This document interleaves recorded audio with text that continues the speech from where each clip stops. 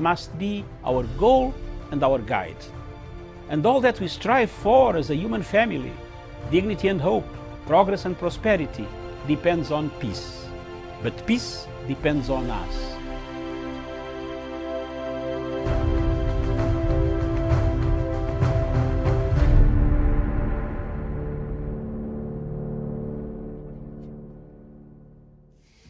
Very good morning to you, and thank you so much for joining us. This is The Punch, and if you're familiar with this show where we get to look at the news making that made headlines across the week, what stood out in the leading newspapers and what has been trending in terms of news. So that is what we shall be looking at, and of course what we have lined up for you is that letter that Raila wrote in regards to the Hustler versus Dynasty narrative. And of course, the counties have voted on the BBI so far. I think about 11 counties have voted. And also Tanzania, COVID-19 has not been very kind, has not spared Tanzania. And now information is coming out and things are not very good there in Magufuli land. And then we shall go to Somalia, where right now, as we speak, opposition is protesting there over, the elections was delayed. As we know, elections were supposed to take place on the 8th of February, but because of some unavoidable circumstances there, it was not able to take place, and opposition has been coming very hard on President Farmajo there. So what is really happening there in Somalia? And then later on, we shall conclude the show with Uganda presidential election petition there, which also is something that is still trending on the continent. So those are just some of the things that we shall be looking at in the week that was. But before I get into the headlines this morning, I'm joined by Musa Abdi Haji from Isiolo County. Musa, good morning and nice to see you this morning.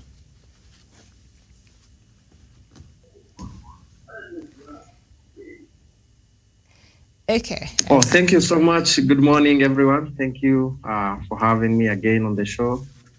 Hello, Karanja. Hello, Douglas. Thank you for having me. All right. Karibu sana. And we also have Douglas Kirimi from Meru County. Douglas, good morning to you.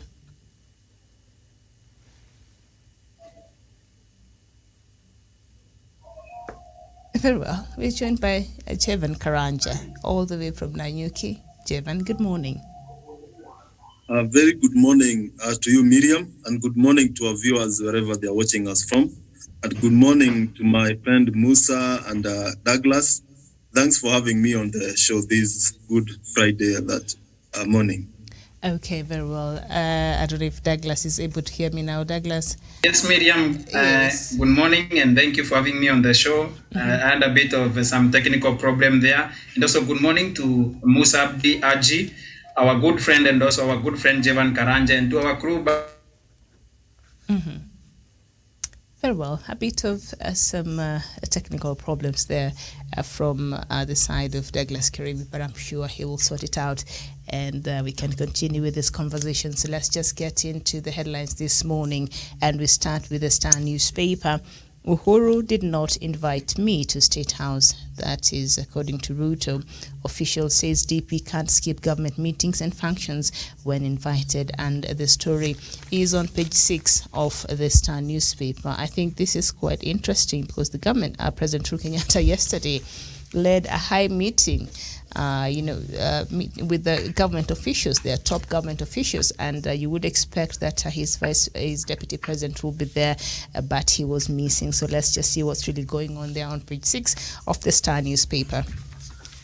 Deputy President William Ruto was Thursday locked out of key executive meeting chaired by President Uhuru Kenyatta as the Jubilee divorce get acrimonious. But the DP said he only skipped the meeting because he was not invited. At the high table next to the President sat Interior Cabinet Secretary Fred Matiang'i, seen as Uhuru's Mr. Fix-It-All. They've put that in quote. And Matiang'i's chair the powerful National Development and Implementation and Communications Cabinet Committee.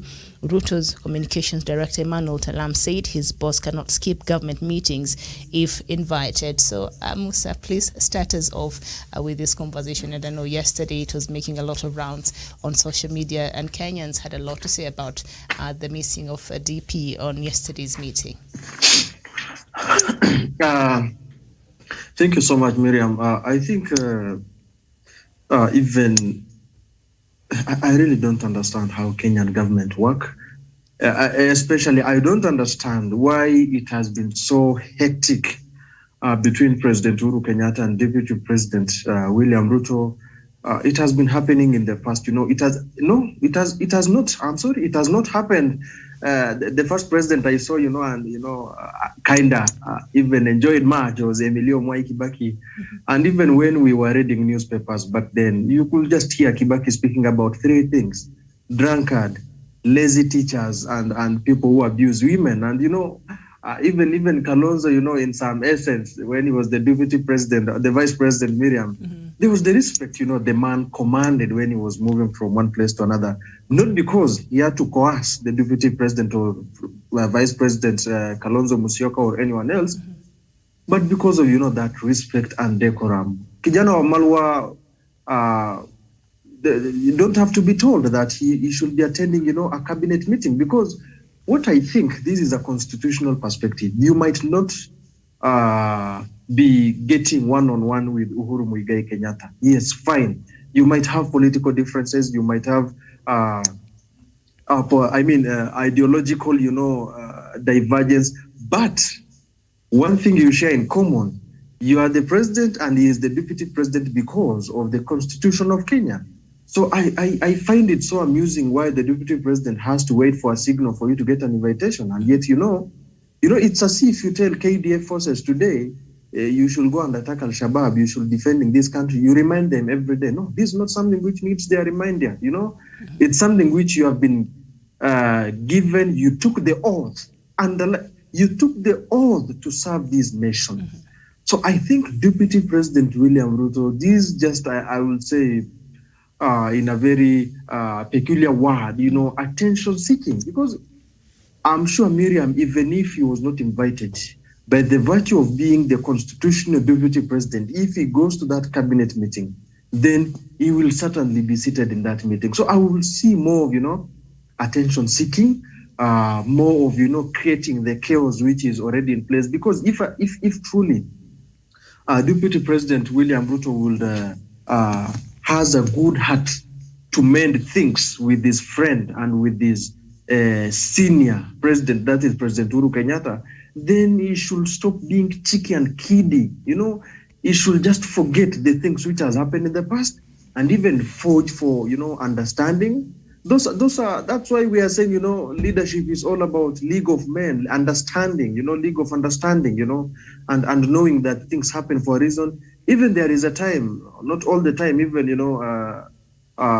Magufuli agrees with his deputy president, the current lady, Madam Amina, But when it comes to the issue of national interest, such kind of, cabinet meeting which involves planning, budgeting, evaluating of projects, I think it should go beyond party politics. I would have wished Deputy President to go beyond, personal, political, sidelining, and instead work with the president. Because at the end of the day, Miriam, but at the end of the day, and I'm finishing up, at the end of the day, history will not say President Uhuru Kenyatta delivered and was successful. History will always even bring up the weak, and even they will accredit and they will say, President Uhuru's legacy, really worked and it was successful and it was positive. So, but you cannot expect if Uhuru Kenyatta fails, then William Ruto will be called successful. There will be nothing like that. You succeed together and you fail together. And when I see now, Deputy President William Ruto taking sides, opposing one or two things, and for sure, by the BBI has not been one of the controversial things. We've had one of the most controversial things in this country. We've had Anglolism. I wish William Ruto, if indeed he was a good politician, he could have revived Anglolism case, the Goldenberg case. He should have brought, the murder of Robert Oko back to the table, the murder of J.M. Kariuki, But now he decided, Miriam, to take something which is really political. And I think we might agree to disagree, but that is not the way to go. Yeah. Mm-hmm. Thank you. That is Musa Abdi Haji. Douglas, DP missed that very important meeting that President Uhuru Kenyatta had yesterday in State House.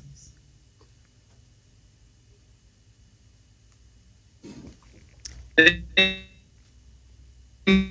you. Thank you, Miriam. Okay, Douglas, you might. And at this point, we need to understand that the deputy president is no longer is working. Okay, Douglas, you might want to switch up your internet there. The reception is quite not very good. And then once you've done that, you can alert us and then I can have you back on the line. Jevan, the DP yesterday meeting, that very important meeting there. What do you make of it? One thing, Miriam, the deputy president has never in any occasion vacated the office of the deputy president. Therefore, constitutionally, he remains the deputy president. He remains a person who is the principal assistant of the president. Therefore, I don't see why he pretends not to get information.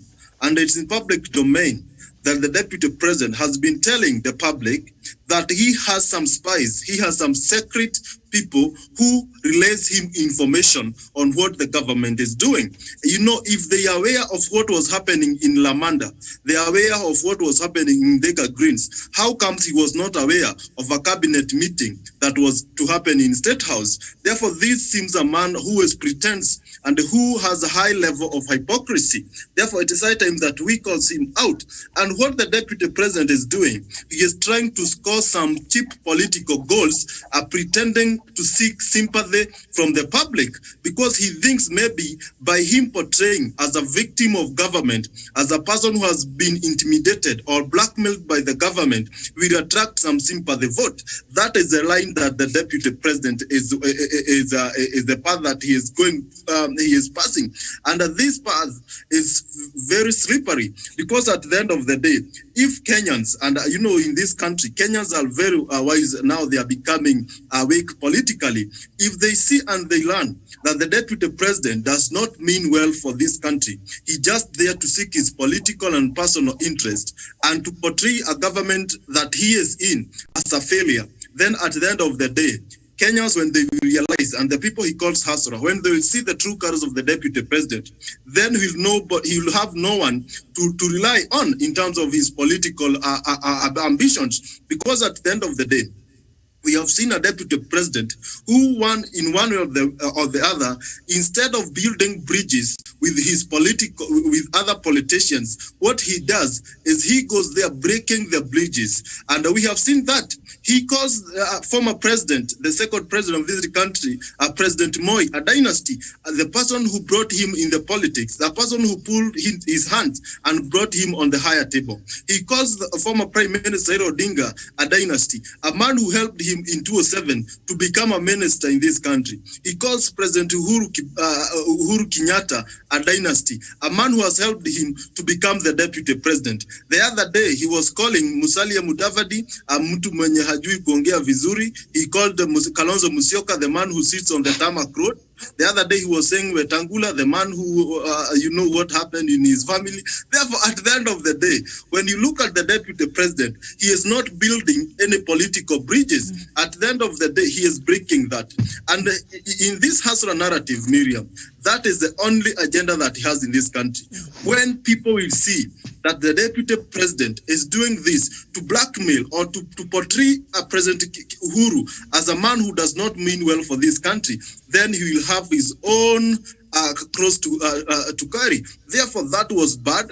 That was not that was not hygiene. That was not in good manners. Because at the end of the day, if deputy president, with all due respect, if he feels like the government of the day is not fulfilling his agenda, the government of the day is not respecting him, the government of the day is not working to ensure that the livelihoods of Hazaras are uplifted, then what is he doing in the same government? He needs to walk the talk and walk out of the government so that he can portray a picture that he means what he says. But for now, we cannot take him seriously because he is still in the same government. He sleeps in the government residence. He works with government security, and wherever he goes, he is protected by the state. He is getting a salary at the end of every month. Therefore, this is a man who is hypocritical. And if he feels, and this is a challenge to deputy president, if the government is not well, if the government is not fulfilling, if the government is blackmailing you, if we are victim of state intimidation, what are you doing in the same government? Thank you. All right, very well. Douglas, I don't know if you're able to hear us, but the key things that was discussed in this meeting, according to State House spokesperson, was President Uhuru Kenyatta's Big Four agenda, and BBI also was the core of the conversation that happened yesterday. And we know Deputy President does not support this, and even the Big Four agenda. A lot of people have been saying that Deputy President has been, in fact, sabotaging their own agenda. And just about 2 weeks ago, he was saying, when you elect me as your president next year, this is what I will be doing. So as for right now, he does not care what is really happening in terms of the agenda that they had set out for Kenya. So he has checked out already. And so these are things that he's not really involved in. So one would wonder, why would he want to be invited in this meeting? Douglas.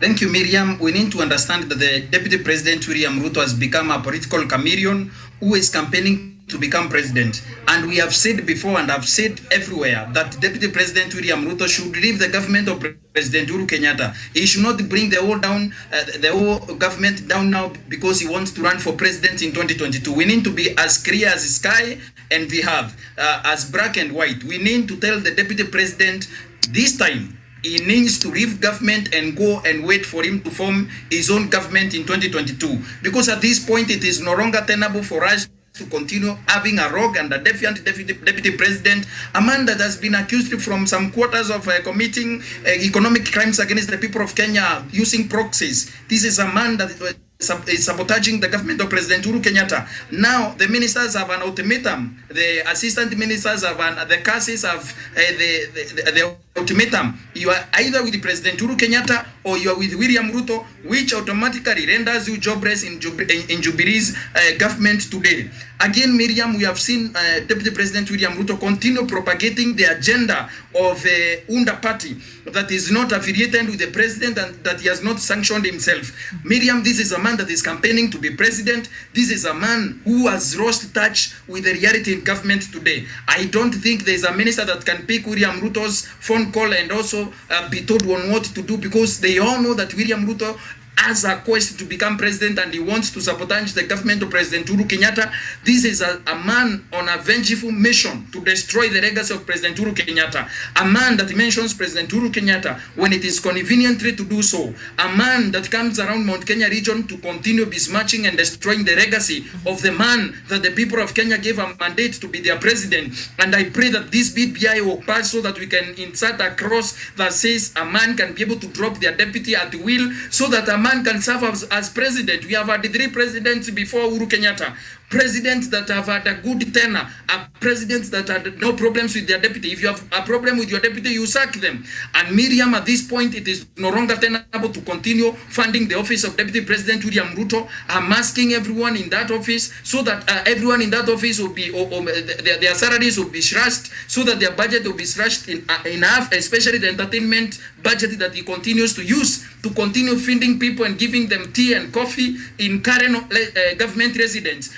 A continued misuse of public resources and misuse of public office for a personal quest, Miriam. This is a man that wants to become president. This is his personal ambition, and when he becomes president, this is his own ambition. It does not need the people of Kenya to be bundled together every now and then to go and pay homage at his home in Karen. A government official who continues misusing government residences and also government resources to fund his own political campaign. Miriam, from without bias in my heart and from a clear perspective, with a clear mind, with a sober mind, I think it is no longer tenable to continue having a person in the name of William Ruto in Jubilee government, a man that has polarized this country around Mount Kenya region. He is the only man who speaks. If you speak, you are not patriotic. If you speak around Mount Kenya and it is not William that is speaking, you are against the mountain. This is a man that has continued destroying the political backyard of his own boss,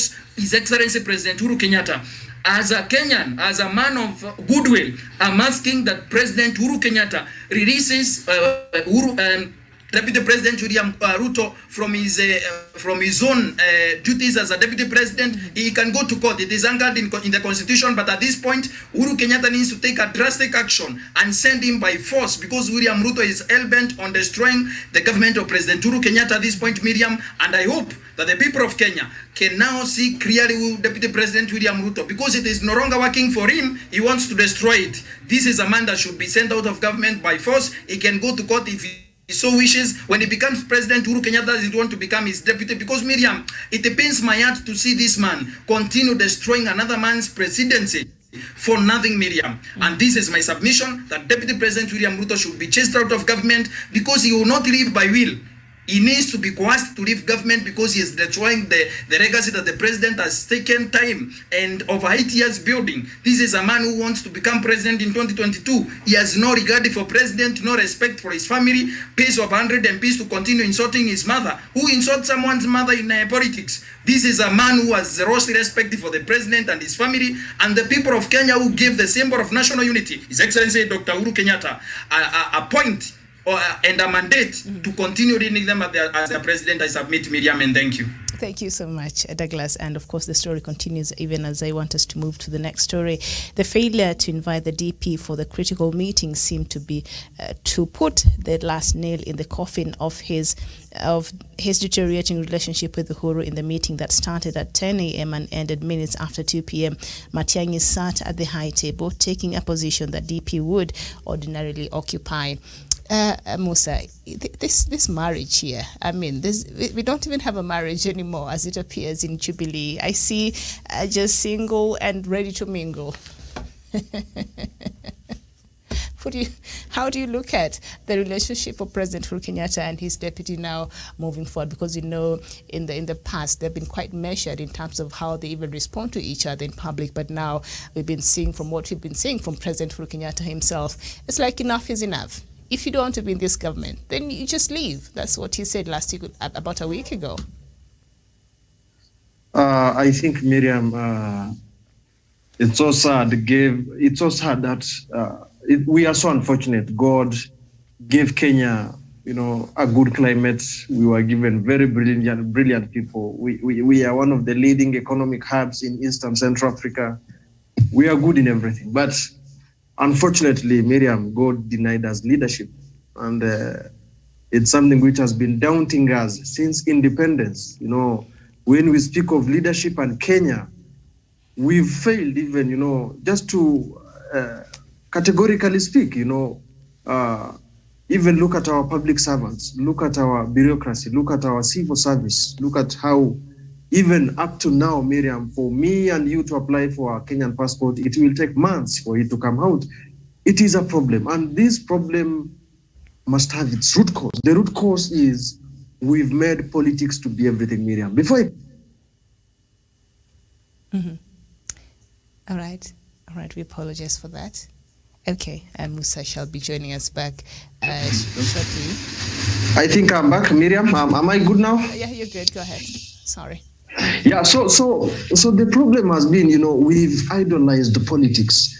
We've made that even in our churches, what will lead, what will decide, what will come out, in terms of how people worship God and people submit to God will be determined by politics. And this is very sad, Miriam. And coming to President Uhuru Kenyatta's and Deputy President William Ruto's, I think you should understand, Deputy Presidents, we might never know who is at fault, but we know objectively if someone can take you to court today, William Ruto will be at fault, because objectively in governance you cannot override or you cannot outmaneuver your master. That is a golden rule in politics. And one thing I really wonder, look at the kind of people following William Ruto. I call them academic people with incapacitated intellectualities, and when I try to understand who is advising this guy, you cannot attend a cabinet meeting. Fine, you might be sick, you might pass your letter, you might say one or two things, but you are just waiting for you to be the headline of the newspaper for you to say, I did not attend the cabinet meeting. One thing, by the way, William Ruto should understand, he will not be the vice president forever. Even if he becomes the president in 2022, he will not be the president forever. After 10 years, we shall forget you. Leadership should be something which comes and go, and what people will forget you, the way people up to now have not forgotten Mwai Kibaki. That is the kind of legacy people should be living, and not some kind of charade. By the people, the newspaper will give you attention for that particular day, but Miriam, as the day goes by, tomorrow it will not be the same as today. So William Ruto should understand the thin line between attention seeking and for the continuity of this country. And I like to draw everything by there. I don't know why, but I like drawing everything with national security. This country, we are facing a post-COVID-19 recovery strategy. Al-Shabaab are not asleep. The guys who have been attacking our areas, have killed a lot of people. They are not asleep. There are some secession ideas by our neighbors. They are not asleep. You've seen how President Yoweri Museveni is really supporting for, aggression and deference pact with President Farmajo. How I wish, it was my wish, if President Uhuru Kenyatta, sometimes could sit at home and say, where are you, Ruto? I want to send you for a mission on Ethiopia. I want to send you for a mission to Somalia. The president has been overstrained, Miriam. And such kind of BBI narrative issues, actually, it should have been driven by the deputy president. The president should have focused on how maybe, unfortunately, Amina Mohamed could have become, the director general for World Trade Organization, WTO, and only she lost to the Nigerian woman. These are the kind of the things, role sharing. But if today President Uhuru Kenyatta fails to administer on his legacy, then I will not blame Uhuru Muigai Kenyatta. I will blame Deputy President William Ruto. He is playing more of regional politics, Miriam. We elected this guy with over 55% approval from the Kenyans. And when 55% or 60% of the Kenyans have voted for you, Miriam, what kind of relevance or justification are you looking from us again in the name of, attention seeking in this newspaper? We've already approved you and Uhuru Kenyatta to work together. What kind of attention are you seeking from us coming back to local newspaper? But I've never seen even Magufuli hitting local newspapers day in, day out. Magufuli will just hit local newspapers headline, maybe when a minister has been fired, maybe when the budget is being passed. This guy has made, as in, we are fed up with this kind of politics. We want to hear the kind of the record Eliud Kipchoge will be breaking in the upcoming Hamburg Marathon. This nonsense of every time, Ruto, Ruto, Ruto. No, we've had good leaders in this world, Miriam. We've had good vice presidents. We have Joe Biden. We've had Mitt Romney. We've had Ali Hassan Mwinyi. We've had Dr. Ali Hassan Mwinyi, now is the president of Zanzibar. We've had good people. We've had Kijana Wamalwa, Musalia Mudavadi, George Saitoti. May God rest his soul in peace. So we actually, he has underperformed when you try to compare him with past vice presidents. Look at the first vice president of Kenya. I mean, the second among the first, Dr. Joseph Murumbi. We remember him because of the Kenya National Archives. He ensured that the memorial and Kenya's part to history and cultural identity has been put in that building. If today William Ruto will leave the office, what will he be remembered for? William Ruto will not be remembered even for one thing, because money cannot make a person to remember you, Miriam. Money can change. Kenyan shilling strength against the dollar will not be the same every day. It will change. So as the people, but you should be reminded, by the way, the Eden dwellers of this world are not going to be alive forever. The Millicent Omangas of this world, someone nominated, will not be alive forever. People will come and go. We should make politics, something as a sideway, not everything occupying our country. Uhuru Kenyatta has tried has really tried. Even look at his personality. Sometimes, he tries just to be a normal person. He tries to respond. There was a time he was responding to memes created by Kenya for him to uplift the COVID-19 curfew. This guy has tried to be normal. Uhuru Kenyatta has tried to be ordinary, apart from being the president. You remember when President Uhuru Kenyatta was told to report to Hague, Miriam? He handed over the power baton to William Ruto for 48 hours. We shall never forget that one. So when you are saying Uhuru Kenyatta hates William Ruto, then it's a joke. It cannot make sense. There was a time you were given a power for only Uhuru Kenyatta to go and present himself as a Kenyan citizen, not as a president. So these are some of the things, unfortunately, Deputy President William Ruto is not learning from history. So sad, he's not learning from what has been happening in the past, Miriam. Mm-hmm. All right, so much so for that marriage of Jubilee Party, which is pretty interesting over there. All right, so on the same page, page 7 of the Star newspaper, BBI vote, DP Ruto's grip on the county assemblies shaken. President Uhuru Kenyatta and ODM leader Raila Odinga have shaken DP William Ruto's hitherto perceived stronghold of county assemblies as they sprint towards the magic 24 required to pass the BBI bill, sending the clearest signal that the tables had been turned on Ruto. Uhuru's central Kenya backyard, where BBI was perceived to be unpopular, delivered its first county to the vote. The yes vote by Nderitu Muridhi's Laikipia County Assembly hinted at a looming mud rush by counties in Uhuru's staff to pass the Constitution of Kenya Amendment Bill 2020. And I think I'll start with you, Jevan, because that should be your county, if I'm not wrong. Yeah, thank you, Miriam. Yes. Let me say, Nyeri and Laikipia, those are my counties because that is where I happen to come from. Okay. Therefore, the matters touching those two counties, they touch me in a very big way. Mm-hmm. Yeah. Go ahead. So what do you pick up? Because they're from the campaigns we've been seeing from DP, yes, it was not expected. But, yeah.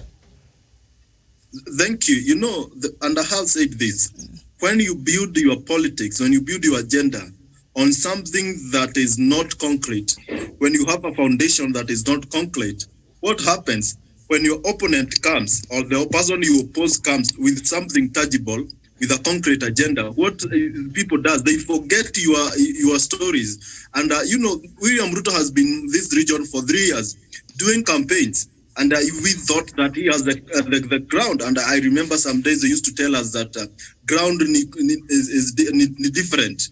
Mambo kwa ground ni different sana. They used to mean that on the ground, Deputy President in Mount Kenya region is a man to say. And he has no foundation because this Hasra agenda, these wheelbarrows, these mukokotenis, when you talk to people for a quite period of time, repeating the same thing, they become tiresome. And to some point, they don't even want to listen to that because when Ruto, Deputy President, comes to this region, will tell us about Hasras, Mama Bogas, and so on. What then? What after? Now the question is, and the people are asking this question, now you have talked of hustlerism for quite a period of time. What next? What is it about hustlers? Give us a solution. And he does not have any solution. Therefore, that is why you see that when people are given a solution through BBI that seeks to cater for the minimum returns in terms of coffee, milk, and potatoes in this region, when people are saying that more resources will be added to your counties, when additional constituency comes to this region, that means even our kids, the students who are going to the universities, they will get a good bursary, and that will ease the burden in our parents. Therefore, they have a reason to celebrate because BBI is offering concrete solution on what is happening in regard to development, in regard to what matters to this region. That is why you see people are supporting the BBI. Yesterday, you saw what transpired in Laikipia County Assembly. All of them, all members of the County Assembly, nobody was saying no. They all passed it unanimously because they know the benefit that will come with this document. Therefore, at the end of the day, when we look at this, we expect more counties to pass because this is a solution. BBI is offering concrete solution to the problems that affect our country. Therefore, that is why. And people are asking, why is Deputy President he was not even able to convince some members of Assembly in Nairobi who have been walking around with him in political rallies saying that they are tangatangas, they are hustlers, damu. And when that comes to you see that these people, they follow Deputy President, not because he means well for this country, but because of his big and thick pockets that he gives them something. That is why maybe some of them are following him. We know a number of county MCAs in Nairobi who have been going around with the deputy president giving wheelbarrows. But yesterday they voted yes for the BBI because they know the benefits that comes. Therefore, this shows that we still have leaders who are independent. And Miriam, when you look at the tones that the leaders in Tangatanga are giving, the signals that they are giving, in social media, you see that deputy president has no agenda. And this is the problem with this politics. When you ride on fallacy, when you ride on crowds, and Miriam, let me tell you something else. When you want to please the crowd, the masses, you want to tell them things that will make them happy, they will come and they will enjoy. But at the end of the day, they will look for a leader. DP Ruto comes to excite the masses, to make them happy, to rejuvenate their spirits. You have been sidelined but he is not offering a concrete solution. Therefore, a day will come when these masses will be looking for a president. A day will come when Kenyans will sit down and ask themselves, does this man, the deputy president, really qualify to be the president of this country? Does he have the characters? Does he work as a president? Then people will come on their back in their senses, and you'll see them. Maybe they'll vote for him or they will not vote for him. But people will come to a day when they'll be looking for a president, but not a person who makes crowds happy, not a person who moves the crowds. And that is a problem with this Hassan versus dynasty narrative. Therefore, all in all, the BBI is on track. We're heading on the right directions. And at the end of the day, Miriam, you'll see the dynamics changing. You may see the deputy president supporting the BBI, but if he does that, then he have lost everything because he does not stand under. Miriam, look at this. In 1992, when this country was working for the multipartyism, he was opposing it.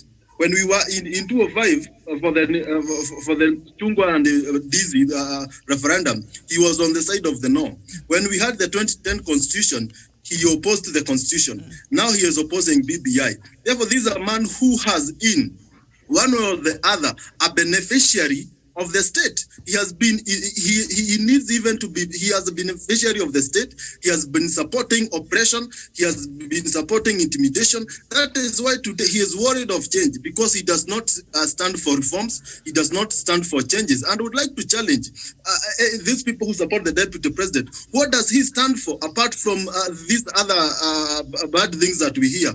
What is this concrete thing? Because when we look at the character of the president Uhuru, we see a peace-loving president. When you look at the former Prime Minister Raila Odinga, we see somebody who tries to bring reforms. He is a revolutionary. He talks for reforms. When we see other leaders like Musalia Mudavadi, he is more of economy and so on. Therefore, what does the deputy president stand for? Therefore, when we ask ourselves those questions, then we'll be able to see the kind of person that we are dealing with in terms of trying to bet or to joke with Patapotea in terms of presidency and state house occupant in 2022.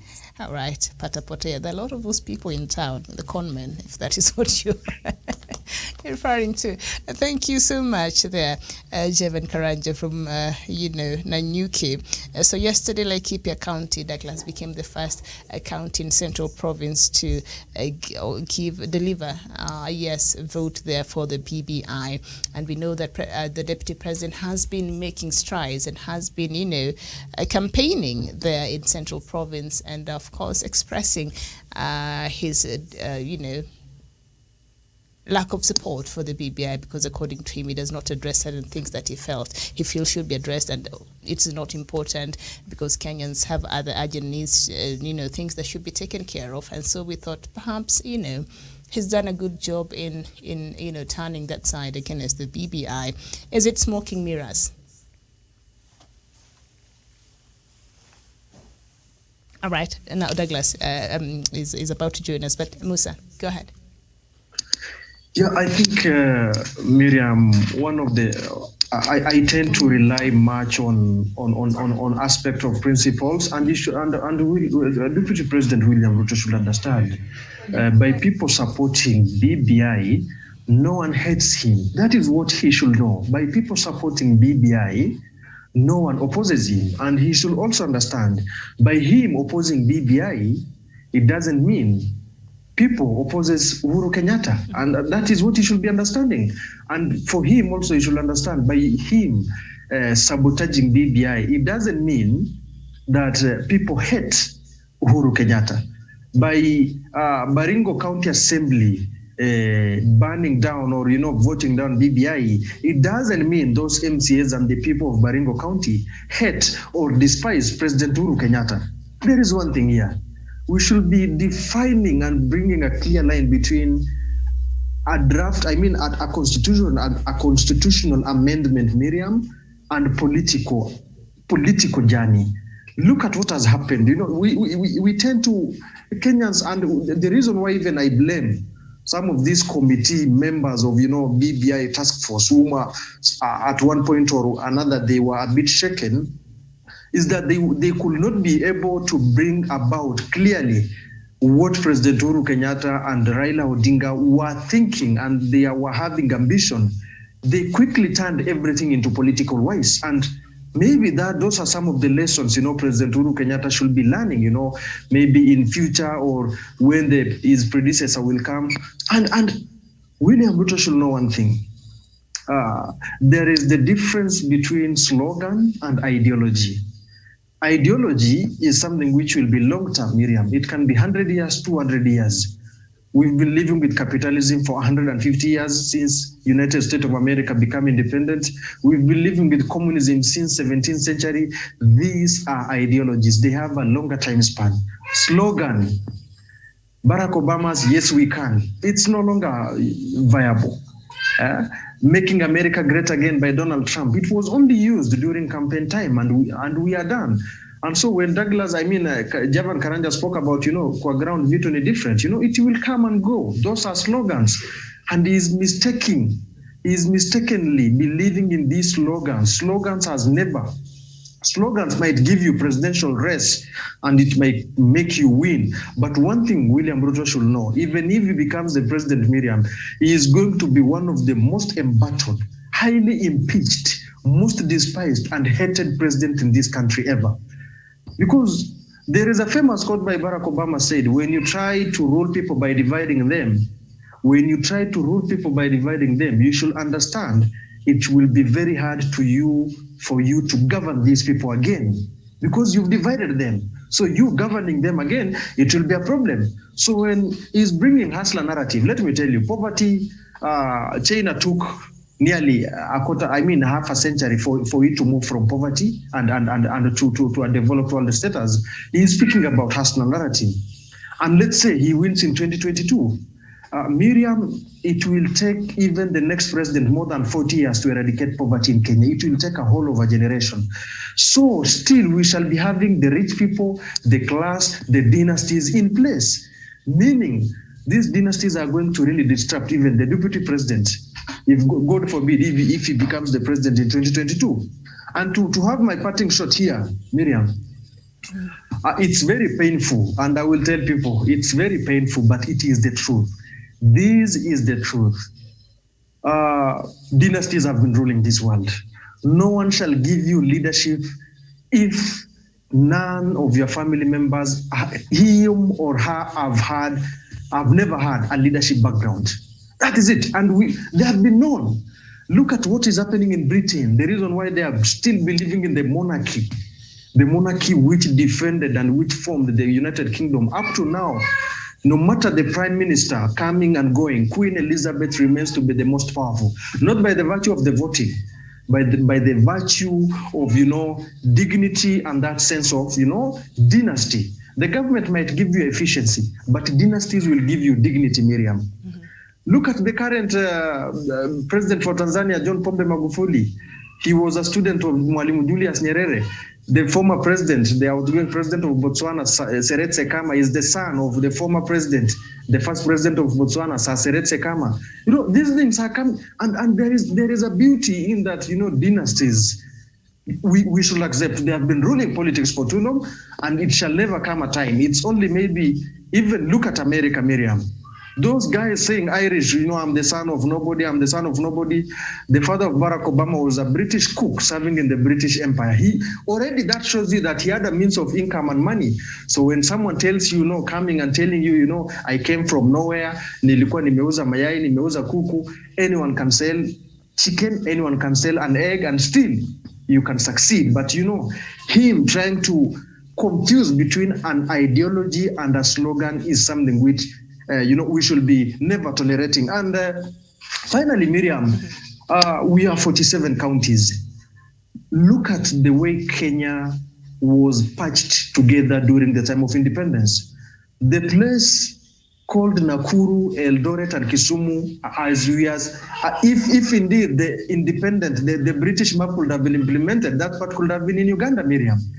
The place which I'm now broadcasting from, Isiolo, if we could have followed the British protectorate map, then we could be belonging to Somalia. Remember, Mombasa, the 16-kilometer strip would have been belonging to the Sultan of Zanzibar. What I'm trying to say, this country called Kenya, as a result of many pieces brought together and patched together, many pieces came together, 41 communities came together and formed a country called Kenya, which, its sense of fragility is something which was, molded and even made stronger, a long time ago.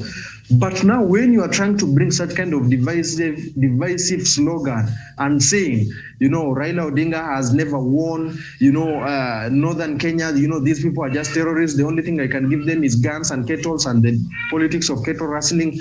You are trying to divide the country which was formed together, during the time of independence. So I feel, for one time, even I should urge and seek President Uhuru Kenyatta to practice the rule and the law of eminent domain. Let him have say and way. Let him provoke that. And, for these 1 or 17 months to go, we have a sanity in this country.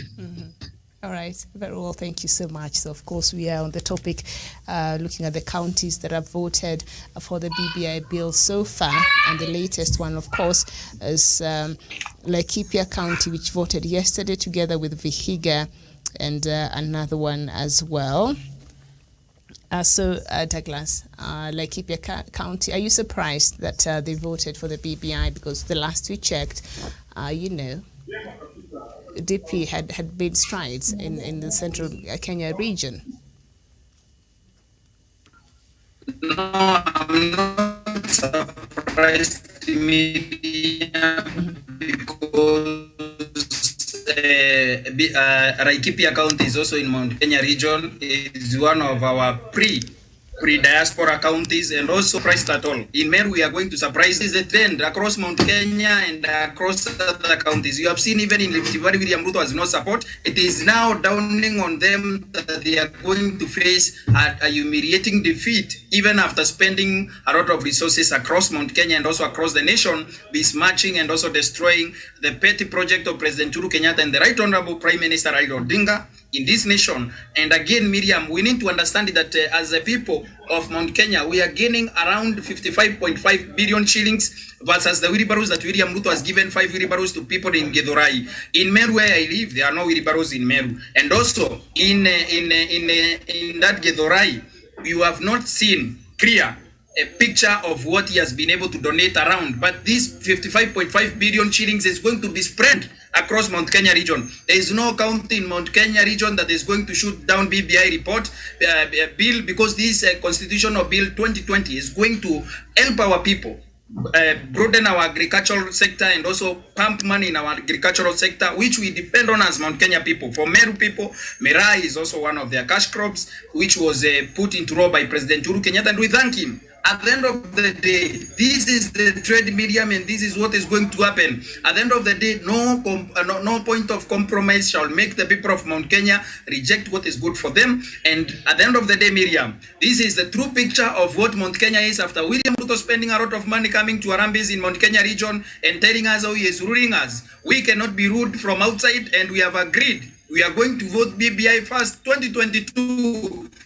He is going to compete with the Right Honorable Raila Odinga, Musalia Mudavadi, Gideon Moi, Kalonzo Musyoka. We don't want to run again. Uhuru Kenyatta is not running for president in 2022. So William Ruto should not disturb us until we pass BBI. After we pass BBI, now we can come back and also talk about politics in 2022. At the end of the day, our region is standing to gain extra constituencies for the people. The Youth Commission in Mount Kenya region and also across the nation, Miriam, is going to be in the constitution. That's why in Mount Kenya region, they are saying, weka kwa katiba, entrench it in the constitution, so that we don't depend on the goodwill of any president that will come in future, that the 35% of government revenue that will be collected across the nation now will be put in Nairobi, and then Express is sent that 5% to the counties, so that we can be able to entrench it in the constitution and develop our wards and develop our counties, versus fake promises from Dr. William Ruto, the man from Sugoi, who has been lying to our people in Mount Kenya that we need more wheelbarrows than our agricultural cash crops like miraa, bananas, tea and coffee. We thank President Uhuru Kenyatta for making it the coffee roads and also the tea roads, and all he has done for the agricultural sector, which is the backbone of the mountain. I am not surprised, Miriam. I will not be surprised tomorrow. I will not be surprised the next day until BBI is passed and our people vote yes, and we surprise William Ruto, who has spent billions of shillings. Actually, this is rooted funds. We are eating our taxes, Miriam. Thank you. And those are my words, and I'm responsible for my words. Thank you, Miriam. All right, thank you so much, Tankoi Adam. Look, we're looking at the news headlines this morning, and today we are still looking at the Star newspaper, where Uhuru did not invite me to State House. That is the main headline here. So we're not setting our own agenda. We're looking at, what the newspapers are saying this morning. So we have no obsession with the Deputy President, William Ruto. And furthermore, he is the Deputy President of the Republic of Kenya. So he matters in the national conversation. All right. So thank you for watching. We love you for watching, and continue writing to us as we continue interacting in the show this morning. So in another staggering blow to Ruto's slippery grip, and if, in case you're wondering, I'm reading from page 7 of the Star newspaper. In another staggering blow to Ruto's slippery grip on counties, the DP lost in the capital city assembly of Nairobi, regarded as the hotbed of national politics. MCAs, including those allied to the DP, flashed the yes card in an afternoon sitting, as Kisii and Vihiga also gave the bill a nod to move to the next stage. Javan, Nairobi, was Nairobi expected to vote for yes? Nairobi was expected to vote for yes because from my look of things, if I'm not wrong, I'm getting from the document that I have with me here that the county of Nairobi will get 12 additional constituency. Who doesn't want that to come to their county? Also, in regard to the amount of money that will come to the county of Nairobi, it's the main beneficiary. It is getting almost 14 million additional, 14 billion additional coming to the county, to the devolved unit. Therefore, in one way or the other, the MCAs, and we have also the ward development kitty that will come with the BBI. I expected that to happen because at the end of the day, Nairobi will gain a lot. And we know Nairobi is a cosmopolitan city. This is the heart of this country. And we know the kind of politics. Every community is in Nairobi, and every community wants to be part of this agenda. We know the MCAs who are in Nairobi, you cannot say they come from the same community. They come from different communities, and if they saw it's good for the people of Nairobi to get additional resources, to get additional 12 constituency, then as the people of Nairobi, what they need to do is to wait and confirm that on the ballot. And Miriam, something else. If in this country, if you are not able as a leader, and we expected some votes for no, maybe from the MCA who followed the deputy president, but that did not happen. Therefore, this shows that if we don't have control of Nairobi and the city of this country, then politically you are heading on the wrong direction. The number of votes that are in Nairobi, they are quite big, and they can make you the president or they can deny you the presidency. On the last elections, two last general elections from 2013 and 2017, we have seen President Uhuru and former Prime Minister Odinga going hand to hand in terms of Nairobi, and to some occasion, they go for the 50-50 support in Nairobi, and therefore this shows that they still have the say in Nairobi. Therefore, we don't expect, and the deputy president, yes, he has made a lot of inroads in Nairobi. He has donated a few wheelbarrows in Nairobi, but that will not change. And Miriam, as I told you earlier, These wheelbarrows will not change this country, because if you give me a wheelbarrow today and I'm still stagnating with it, I have I have no job to do with the wheelbarrow, then at the end of the day, you see, these people will not even support you in future. Therefore, it is high time that the deputy president goes to the drawing board and start refiguring out what he needs to do to have a support that is concrete, because he has built a support in the crowds. He has built a support that does not hold anything, because he has no foundation. And this slogan, as Musa have said, this hustle narrative is more of a slogan than it is not an ideology, is not an agenda, it's just a word. And I said the deputy president is a man who is known to please the crowds, and that, I think that is where he is making he is getting it wrong, because when you turn to please the crowds, they will celebrate. And I remember when Moses Kuria was in Nakuru sometimes back, and Lee Kinyanjui was in attendance, and we played that clip here in Punchline TV. You saw when Moses Kuria was speaking, a lot of people were celebrating, oh, this BBI is bad, oh, whatever. But when Governor Lee Kinyanjui started speaking sense to these people, they were attentive, they were listening, and although they were not clapping or making a lot of noise, they were getting the substance that Lee Kinyanjui was giving them. And at the end of the day, Lee Kinyanjui said it to the face of Moses Kuria, that at the end of the day, I'm also one of your supporter. I'm one of your fan, because when you speak, you make us happy. You rejuvenate our spirits, and we end up clapping. But at the end of the day, you are not offering, you're not giving a solution. We just come here for entertainment, and that is what the Tanga Tanga group is all about. Therefore, in Nairobi, you saw what happened. Therefore, this shows that the deputy president has no support, he has no control of the county assemblies, and it's something that we expect to happen in other counties, because I don't see how a man who has sabotaged the government agenda, a man who does not respect the president, you know, these MC, they know they are leaders, and they are academically enlightened. They know that the kind of the character the deputy president is. If we cannot respect his position as the deputy president, if we can't respect the president, if we can't respect the former prime minister, how do you expect you as an MCA, as a member of president, if he happens to become the president, we will not respect you, because that is who he pretends to, he comes out to be.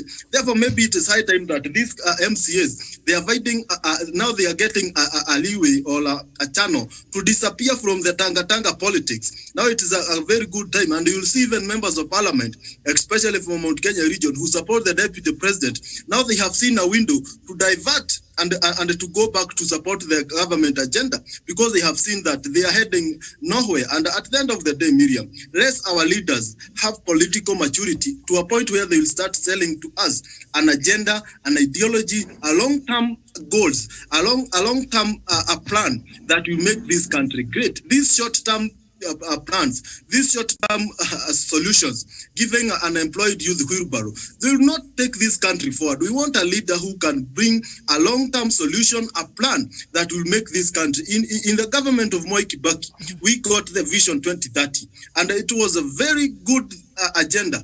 What does the deputy president has? And it is high time that when deputy president comes to our places, he needs now to come and tell us, I have been the deputy president, this is what I have achieved as a deputy president, and this is what I will do for you people if you elect me the deputy president. He can't underline the part of accountability. He doesn't want to be held accountable for the years he has been the deputy president. That one we must, as Kenyans, hold him accountable for the years he has been the deputy president. On what has he helped? On which ways has he helped President Uhuru to deliver on his agenda? If he has helped him, then he may be the right person to go to State House. But if he has sabotaged the government agenda, why is he sabotaging a government agenda that comes to seek to elevate the people of this country from the yokes of poverty? Therefore, it is high time, as a deputy president and all Kenyans now, we open our eyes and we look for leaders who mean well for this country, leaders who stand for economic prosperity, political sanity. Those are the kind of leaders that we need. We don't leaders who bring narratives that can divide this country, dangerous narrative that are making cars to be touched down, that are making Kenyans to hate each other. Those are not the kind of leaders that we want. Therefore, we expect more, as I conclude, Miriam, we expect almost 30 counties to pass the BBI bill, because at the end of the day, Kenyans, and as Musa have said, the people are not doing this to show anger towards the deputy president. No, they are doing it because they see the benefits that the BBI is presenting to them. Therefore, if the deputy president, this is a challenge. If he feels the BBI is not good, he can start his own constitutional amendment process. He can start his own initiative that is better than the BBI, and we will compare the notes. Thank you. All right, and then Kenyans will decide, obviously. And so, yes, Deputy President aside, right now we know 11 counties have passed the BBI, and they have 13 more to go for them to attain the 24 number of counties that is required by the law. How soon are we likely to see these 13 counties vote yes in support of the BBI, or will they even be able to get the 24 required counties at all? Musa? Yeah, thank you, Miriam. I think 24 is very achievable, and it will maybe just in a matter of 3 weeks, and things will come to numbers. That one I think is very achievable, and it can be attained. Maybe we give it 3 to 4 weeks, and everything will fall into place. Miriam, another issue here is the issue, what Douglas has said, Javan has said, is that, and even it was a quote by famous Nazi leader, Adolf Hitler. He said, if everyone is saying you are a good person, then you have a problem. You can't, in politics, you can't please everyone. You can't, walk around and say, everyone loves me. The more you are loved, the less people take you seriously actually in politics. And that's what they said, Miriam. I will read from the book of Niccolo Machiavelli. He said, it's better to be feared than to be loved, because to be feared is one way, and to be loved is reciprocal. For me to love you, you must love me back. And unfortunately, William Ruto is not reading from the books of Machiavelli. William Ruto is trying to be loved by all, and that is not the rule of politics. It can never happen. You cannot please everyone. Adolf Hitler said, if everyone is saying Douglas, Miriam, or Dr. Matsanga is a good person, then you have a problem. You can't be perfect. That is what has been happening, and Miriam, I think Douglas will agree with me here. BBI is good. He's good on one side, and I'm really lucky. My constituency has not been given my county has not been given any additional constituency because I know it will be a problem if one is added. The more the addition of the constituency, the more the complex politics become. And people think that by you being given, people are celebrating by you given these constituencies, you can get those money for free. Miriam, in politics, things never come for free. Things will become complex. So for those counties which have not been given additional constituencies, we should just thank God, because our politics will just be growing gradually.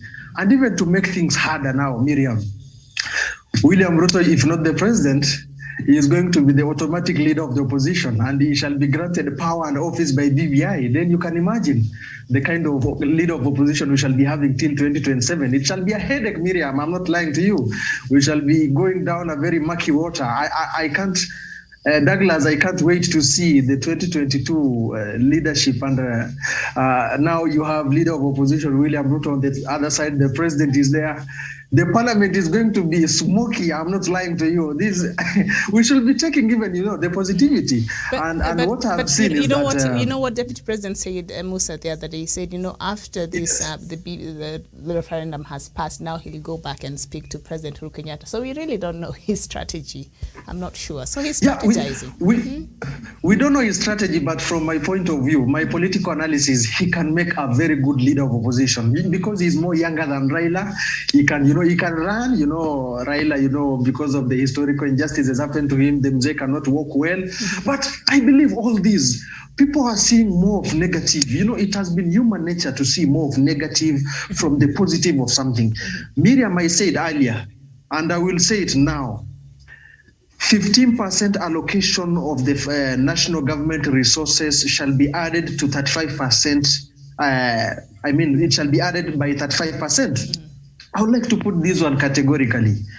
I know it shall not be 35 overnight directly. Even Douglas will agree with me. It cannot be 35 overnight.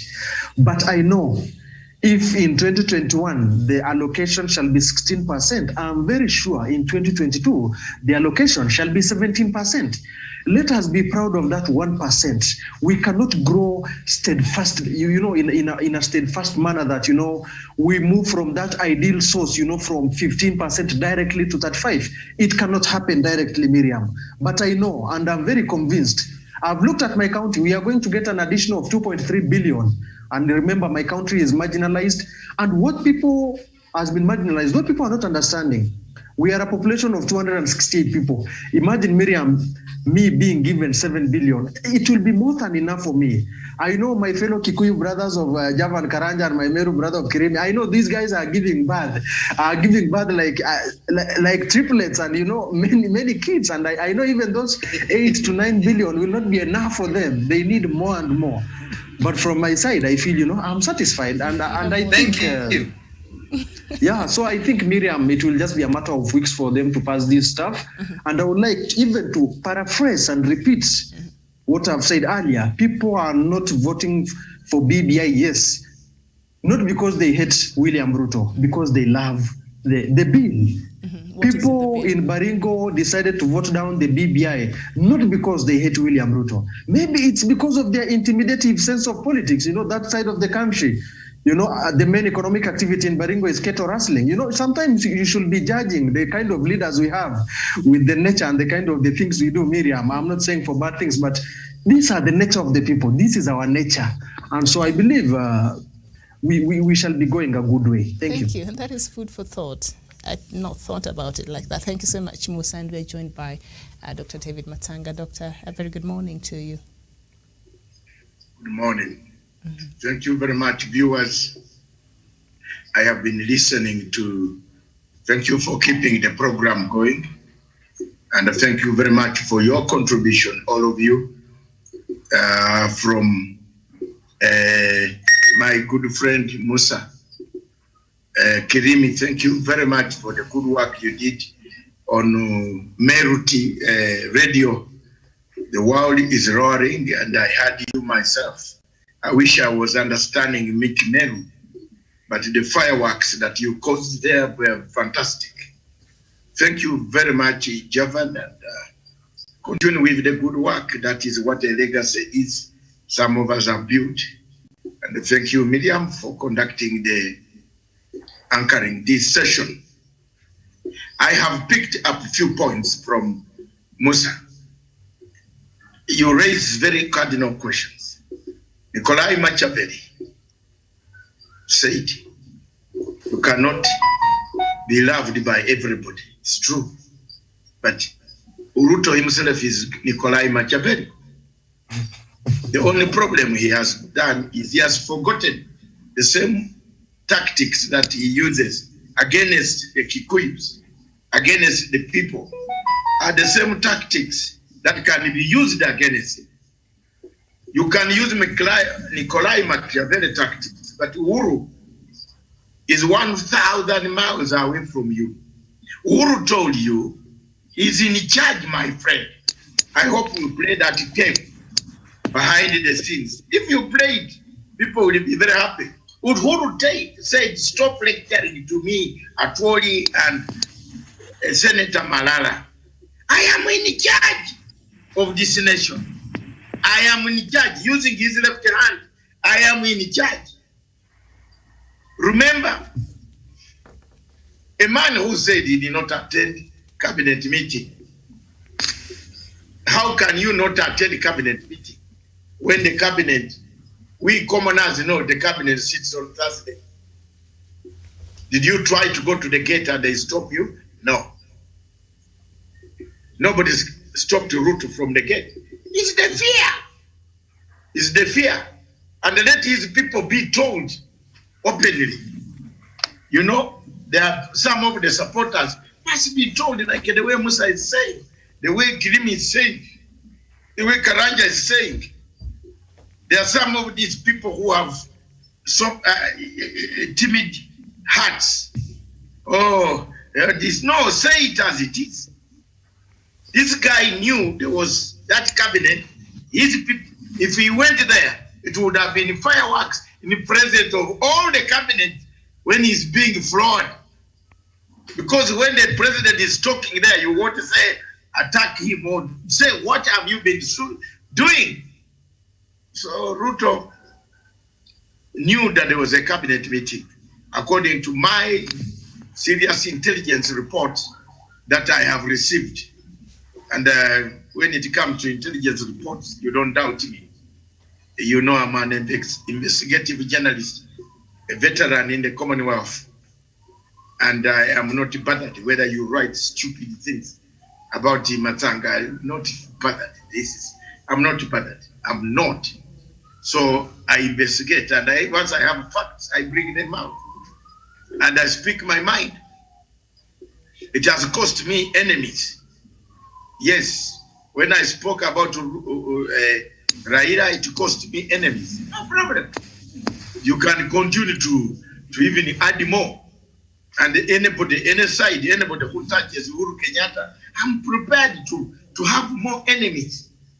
Yesterday, I told you, Miriam, that it is not Mzee Raila who wrote the statement. And I think now you can see for yourselves that the statement, the last word was inserted by a man who has always been a pro-constitutionalism. He wants a constitution, he wants to read, he wants to pull strings. Raila cannot accept the class struggle to come in CIA. Impossible. It's impossible. Then if everybody who's fishing on the lake will come for Raila's cows. That is for sure. The former prime minister cannot allow a class struggle in this country. No, because he's not part of the class struggle. He's himself the struggle. Therefore, he cannot allow a class struggle to happen where you divide the poor and the rich. So those are some of the things of Machiavelli. That's one point I picked from Machiavelli. Let's move on. I don't know how Miriam had arranged. I see something coming out of Mogadishu. Mm-hmm. Somalia is on fire. Demonstrations are everywhere. The capital city is smoking. As we speak right now, a rocket launcher, most of you, propelled rocket launcher hit the gazetted area near the airport. Reports coming from there right now.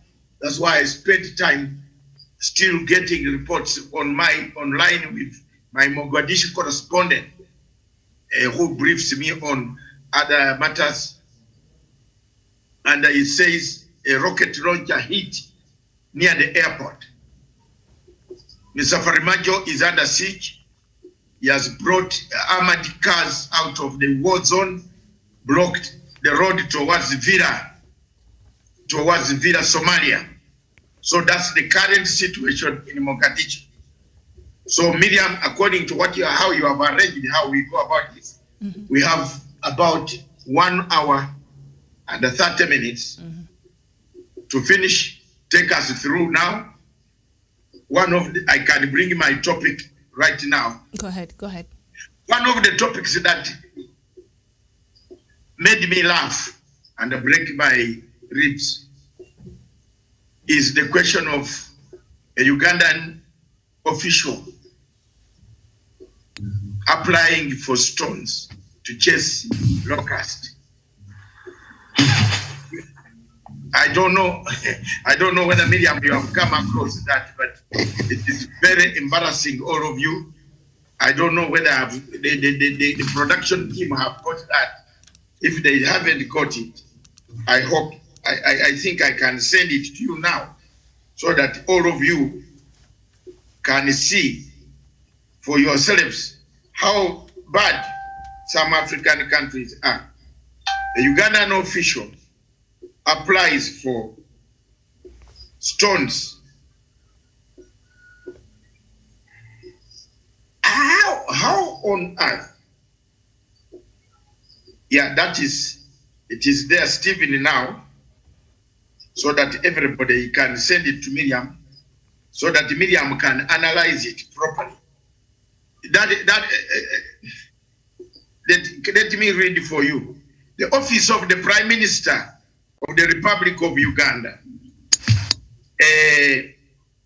Desert Locust Response Budget for immediate release.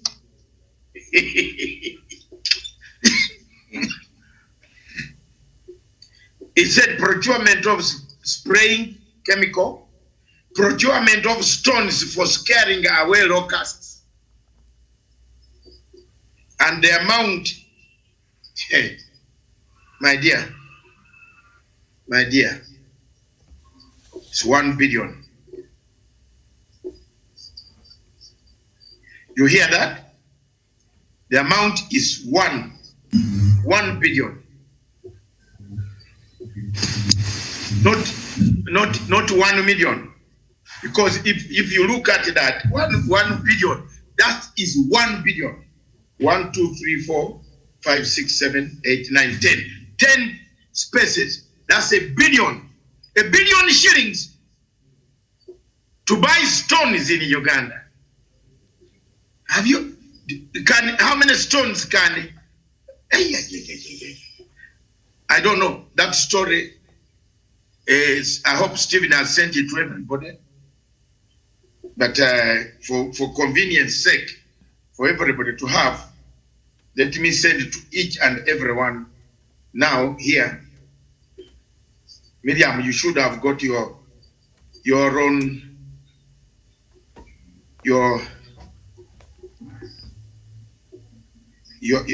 Stephen should have sent you the copy. I don't know whether you have got. I do have it.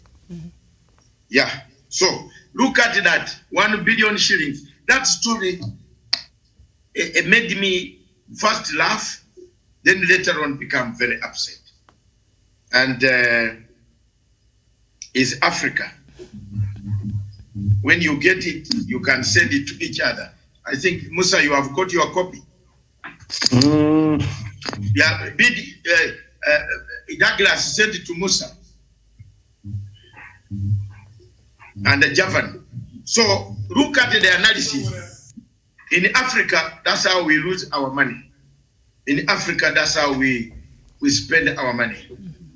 Surely stones can be bought to chase away locusts. Isn't this just another way of taking money from the treasury? Let's look at that briefly.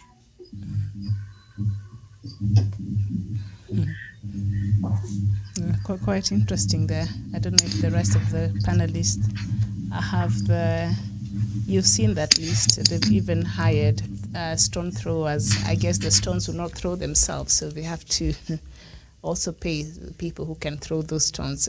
I don't know. What do you make of that kind of wastage in a country that right now a lot of economies have been affected, and then you're going to allocate this staggering amount of money? Of course, it's in Uganda shillings, but still, it's a lot of money nevertheless to such activities. That should be outrageous. Musa, go ahead, Jevan. Thank you so much, Miriam. Thank you. I think, Dr. Matsanga, one can be saddened by such kind of, issues. And it is not a miracle in Africa. For those who are reading the books of history, you remember Badel Bokassa of Central African Republic. The guy had to kill school-going children because they refused to buy uniforms from his wife tailor shop. Even in my own county 2 years ago, Miriam, they procured office curtain at a tune of 9 million Kenya shillings. Mm-hmm. And say that again. They procured office curtain, the cloth, the pazia, yes, at a tune of 9 million Kenya shillings. Okay. Hold on. We need. I'd like the EACC to hear that. So you need to say it again. That is I can mention that they bought an office curtain for a tune of 9 million Kenya shillings. The referral hospital main gate which was, just a formal gate. They procured it, at a tune of around 20.4 million Kenya shillings. I think Dr. Daktari reminds me of the kind of Africa we are facing, and anybody who has done economics here, a stone is a free commodity. This is a commodity which cannot be valued. You cannot put it on a gram and say, a stone can be, it's a free commodity because of its availability, and I don't know the kind of school even that minister went to, and these things are stemming from the president himself. The other day, Miriam, I said President Yoweri Museveni said that he was not aware that the wife of Pastor Laum, who died 55 years ago, really passed away some few weeks ago. And he said, I sent her the letter of invitation to the State House, and I'm not aware that she was not alive. And this seriously shows some, I will not say even communicational mishap, but this is deliberate ignorance. And there is no place you are going. The other day we saw when Robert Kyagulanyi, was vying for the presidency, Museveni shut down the internet, but people are using VPN networks, virtual private networks. Some of the people are using the satellite networks. You cannot maneuver your way around these things, forever, Miriam. And it's really saddening that I know Museveni even can deny. He can strongly come out and deny. You remember when Robert Kyagulanyi took the presidential petition of the elections to the High Court, Museveni just released a commentary that these guys are bringing this petition too late. The next hour, we heard the judiciary saying there has been late submission of the documents, so the case is null and void. So I don't know. And the man I think he's in late 80s, Miriam, and these are some of the things which he should be learning the lesson from. He should learn the lesson from Hosni Mubarak, the way he was humiliated. He should learn the lesson from the man himself, Robert Mugabe, whom they said when Sally died, grace really changed him. We don't know the story. Dr. Matsanga can tell us. But this thing has been happening, in the avenues of Africa, and these are kind of the shame we should be avoiding, Miriam. Mm-hmm. All right, thank you so much. Javan, they bought stones, and because stones cannot throw themselves, they had to even hire stone throwers there and Maasai drums. I don't know what that was for. Maybe in Uganda they have specialized stone throwers. I don't know. But that is so unfortunate that a country can spend that amount simply to buy stones to chase away the locust. Mm-hmm. We know we have other scientific means that can be used to ensure that these locusts don't disturb the people of Uganda. I think they need to be more critical. They need to be more up to date with the latest technologies, and maybe they are still on the old stone ages where people relied mostly on using stones and tool made and scrapped from stones. But that shows the kind of government that the people of Uganda have. A government that is not up to task for its mandate, a government that is really confused, because when you spend that amount, that amount will go into somebody's pocket, because that is corruption. Because we know stones, you can get them anywhere if we want. And if you ask even people to throw stones from their locality, they will get one or two. Therefore, this is a means of getting money to their pocket. And we have a problem in Africa in terms of the leadership that we have. And I usually say that the problem with Africans, apart from its people and its electorates in terms of governance, the poor leadership is also part of the problem that we are struggling with. And I foresee ourselves struggling with it for a period of time, because if we have this kind of leaders, then we're heading on the wrong direction. Because when they continue doing these bad manners, we get even people who are intellectually capable, even feeling like that is what's supposed to be happening. Therefore, it's high time that we, the people, we change our way of doing things. But corruption is everywhere.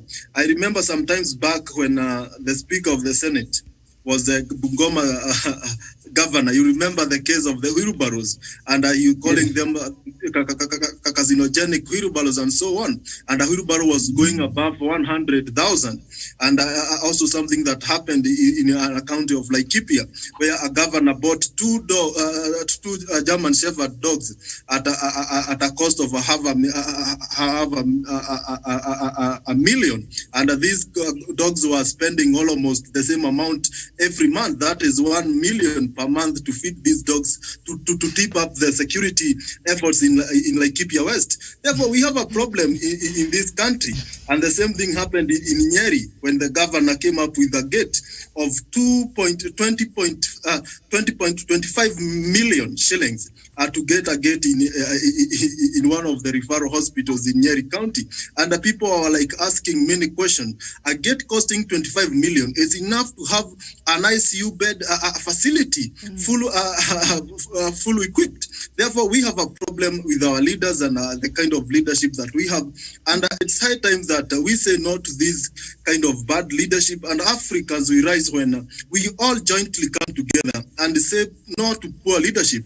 And the problem also is that we Africans, we have reduced politics to be a game of those people who are of bad manners. We have reduced politics to be of those people who are criminals, people who don't have moral standings, people who are just there. You know, the good people in the society, Miriam, and when you go around, those people uphold the highest moral integrity in the society. When you talk about politics, they say it's a dirty game and they don't want to be part of it.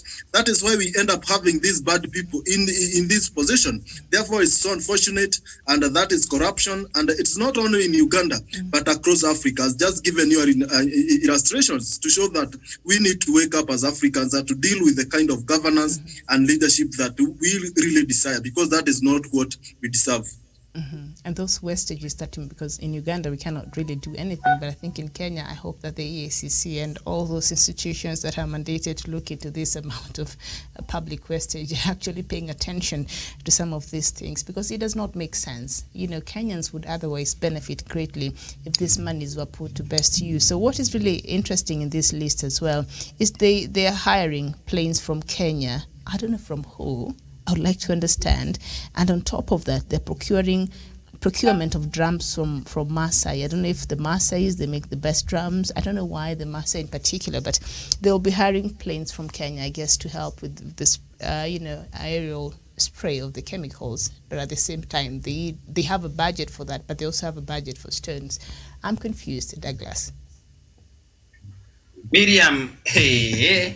I am seeing from the office of Dr. Rukwana Rukunda, the Prime Minister of Uganda, that they are paying fuel for the local government Linda at 20 million and then 60 million. They are paying radio talk shows. I think government communication should not be paid for. Government should come and speak, and it is carried by national broadcaster.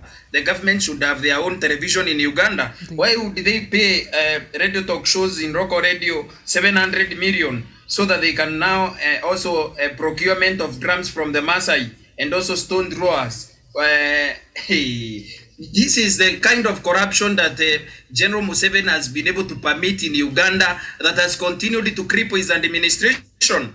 This is something that cannot be explained. It is something like a miracle that we are trying to explain. Drums to do what? Stone throwers. And they are also giving government local government leader fuel at a cost of 20 million shillings. This is a government leader with a fuel mileage, and also they claim allowances from government. They are serving from government. If I'm a government officer, it means wherever I want to go, when I want to go abroad on government business, I have to be facilitated by the government. This is blatant corruption against the resources of the people of Uganda, and this is the same reason why the dictator in Museveni, the man himself, General Museveni, should be ashamed of himself and his government. The office of the Prime Minister of Uganda has let the people of Uganda down, and also the people of Uganda themselves should now wake up and see why their governments are corrupt and why their government wants to continue defranchising the people of Uganda economically. These are taxes that are being used in a manner that it suggests that these people are not even prepared for emergencies. What happened to the disaster kit at the Ministry of Agriculture? Why would they not have invested in their own planes? Why would they rent planes from Kenya? Kenya has their own problems and they are solving their own problems with their planes. Why would they be hiring planes here and there?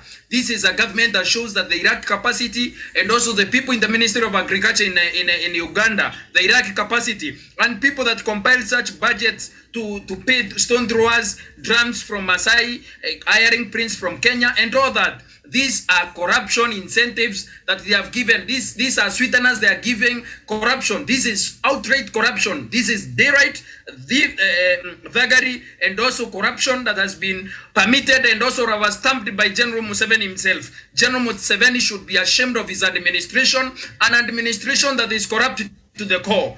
General Museveni, who comes with the butcher of Mogadishu, Mohamed Saleh, to come and kill the people of Kampala and continue defranchising the people of Uganda when the people of Uganda are suffering under the corrupt hands of General Museveni. The people of Uganda continue experiencing a man whose corrupt hands cannot stop dipping his hands into the public coffers. This is a man that has been killing Ugandans using bullets from the army and the National Police Service in Uganda. As if that is not enough, he has continued raping the economy of Uganda by stealing. This is outright stealing, Miriam. This is corruption. There is no other sweetener, a stone thrower, Masai drum. There is nothing we can talk about it. This is pure daylight thuggery from General Museveni himself. This has been sanctioned from Entebbe State House in Uganda, where General Museveni has been receiving such monies. This is a lot of money that cannot go unnoticed. If the Prime Minister of Uganda can be able to release such a statement,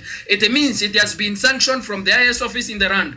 This is a man who has been killing Ugandans, defranchising them economically, stifling their voices so that development cannot even trickle to the people. When these rockers are done, there will be more corruption even when the COVID-19 funds are to be accounted, the loans that Uganda has taken. This is a man that Ugandans can no longer trust to wait to 2026 so that they can continue electing another president. The people of Uganda and people of goodwill across the world need to come together and deal with the General Museveni decisively now. This corruption has eaten into the fulcrum of the society in Uganda. The Prime Minister of Uganda himself should be ashamed of himself, reading a government institution that continues defranchising the people of Uganda, whose currency has been battered by the economy, that has been continued to be raped by the dictator himself, General Museveni in Uganda. They should be condemned by everyone, every person of goodwill across the world, the EU, the US, and even the EU that has been sleeping on the issue in Uganda, Miriam. This is very despicable, and this is something that should be condemned by everyone that hates corruption in Africa, Miriam. Thank you. All right, very well. And also facilitation for media teams. So I guess the media team will be there seeing how the stone throwers are doing their job, or I'm not even sure. This is just, it's quite interesting. Doctor. Thank you very much. For me, first, Miriam, with this nation called Uganda, I will cease to talk about it. And I will make a statement very shortly in the coming times. And I am not bothered, but I'm going to deal with those who want to deal with me. Because I'm also very knowledgeable in terms of intelligence. I gather, I know who is trying to do what they want to do. For me, I have no more words about this country called Uganda. First of all, I'm not a Ugandan. As we speak, I don't live in Uganda. As we speak, and I'm going to be very candid in my statement, which is going to come very shortly. Very shortly. And before Monday, you will hear that statement. I did my best, and I need to stay on my course of what I'm doing. But when you look at the events, whatever is happening, I told my friends not to get involved in the politics. That's it. I'm a peacemaker. I made peace. Musa and the rest of you read my background. I did make peace. I brought peace to northern Uganda.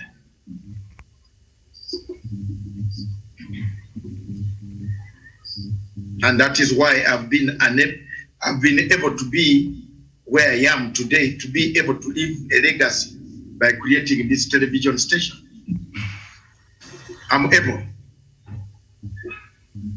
to live in the United Kingdom without any hassle of anybody. So I just want to tell you that I don't have much to talk about Uganda until God allows me to talk about it. Because God will soon allow me to talk about it. All the things that I predicted about African countries collapsing, they have come true. As we speak, I told you Mogadishu will be the next target. It is coming true. The streets of Mogadishu, diplomats are leaving, planes have gone in to pick their diplomats. They have come true. Show me on this show something that I have said which has not come true. One of them which has not come true. I told you that Trump is a violent man. Didn't I say? I said it. And you saw what happened. Kirimi and the Javan, you were here. People. Yeah, you said it, Daktari, and yes, it really what came to be. Yeah. Yes. Trump is a violent man, and he will be violent. America is not a state. America is a violent state. It rules its all over us in the world by violence. And I have no regrets for that. So anyone trying to find a fault with Dr. Matanga, don't worry. I'm a battle-hardened man by Jermaine, both by combat and by intellectualism. That is, if you have a man who has those two, it's very deadly. So go slowly and pole because it could be bad news. Me, I'm not bothered. I am not Ruto. I did not tell Mr. Ruto to fail, for example, not to talk to his boss. I did not go to his house and say, don't quit Uhuru Kenyatta. It is up to them. The national community is watching. Tomorrow they will need me. Yes, I can keep quiet about Kenya. I can even keep quiet. But tomorrow, if you go to an election, Musa and Kirimi, the way things are, if you don't correct the BBI and pass it, you can brag, you can do what? You see, what the truth about this whole politics of Kenya, let's go back, you know, Miriam and you, the panel, I want you to make the Friday more or less like a recap of what we have lost. Let's talk about some of the things. Look at it. The truth here is here. Uhuru Kenyatta woke up, shook hands with Raila. They brought a peace that we are enjoying today. Raila's people wanted to burn down this town. It is not a lie. And me, I was in the forefront to hit them, and I hit them. And I'm proud. If they go that route again, wow, I will hit very hard. I'm here. I don't hide. I'm not begging Raila to have you seen me going to his office to beg? Oh, I did this, Your Excellency. Stop it. I will not do that. Because I spoke the truth about why you were a leader. Shake hands with this younger man. I said it. And I wrote a statement. It is in black and white. Internet does not lie. It is there. So, if someone wants to break the handshake which they are condemning. Miriam and all of you, you don't know what is in the intelligence basket. They are condemning it. Surely a normal Kenyan condemns the handshake. A normal Kenyan, a peace lover, can stand and condemn, try to break the handshake, to try to bring division between Uhuru and Raila Odinga. Where will this country be? We are going back in 2007, where we saw people plotting the way they were plotting. We are going back. I have told Kenyans, and let Kenyans, there are people who assume that what is going to cause me this problem is simple. Ruto is connected to Museveni. So if I have a problem, fellow Kenyans and Kenyans know that the problem has come because Ruto has told Museveni to have a problem on me. But that's not a problem, and I'm not bothered. But I know who is doing it. And I will show the colors very soon, by Monday, and so on. All right? Don't worry. I will clean the mess.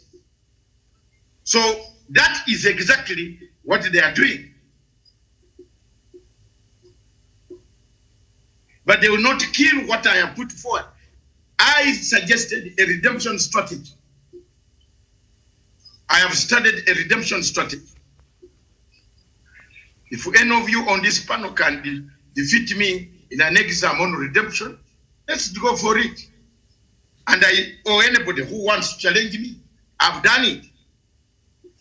But the people, because there is nobody, I stood for Uhuru Kenyatta, and I will stand for Uhuru Kenyatta. I don't care where Raila Odinga goes, whether he has marriage with Ruto, I am not bothered. It is their country. But if I'm going to strike by writing, I'll write. I don't mind. After all, I was single-handedly one like this. I made Raila's bloggers run like chicken. I'm ready for them again. I'm ready. Just as I'm ready for Ruto's chicken, tanga. They are running like a chicken that has been thrown in water. They are begging me even to tell people that they want to come in a crossover.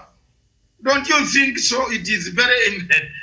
Karanja, you didn't know that, Musa. They are saying, please, sir, put us in your group. Did I send you to any group? I've hit them hard.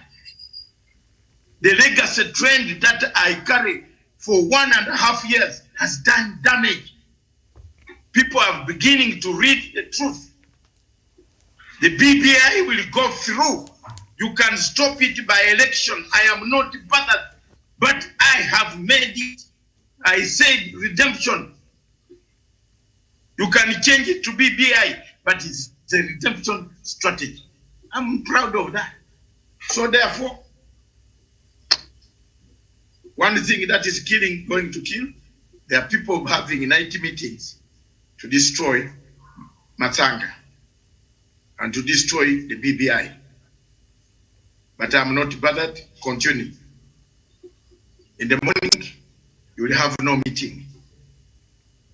You will have no base where to meet. That's a very serious statement. And if there is, what have I done? Nothing. I'm just saying, I've not taken anybody's food. If there is food I've taken, I can return it. Mr. Musa, that's the situation. Orengo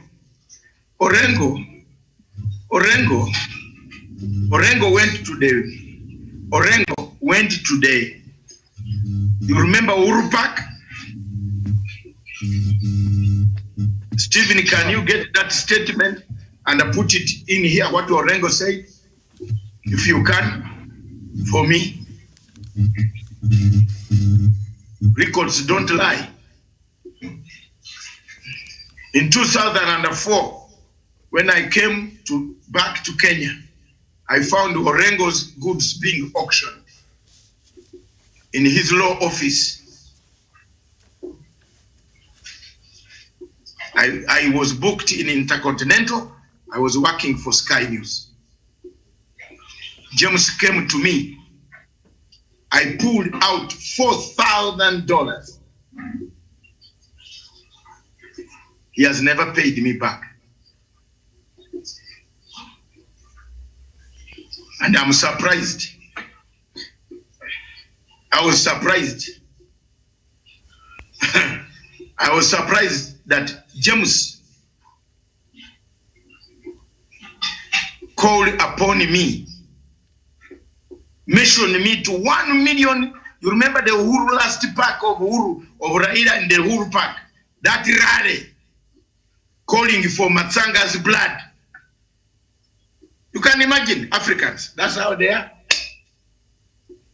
Na kuno gwaka dola zange 10 tanabana kuzimpa. Let me speak in Uganda so that my people can hear. They think they speak their language and the people hear. Let me also speak in mine so that some people can hear and stop it. Otherwise, I will be difficult.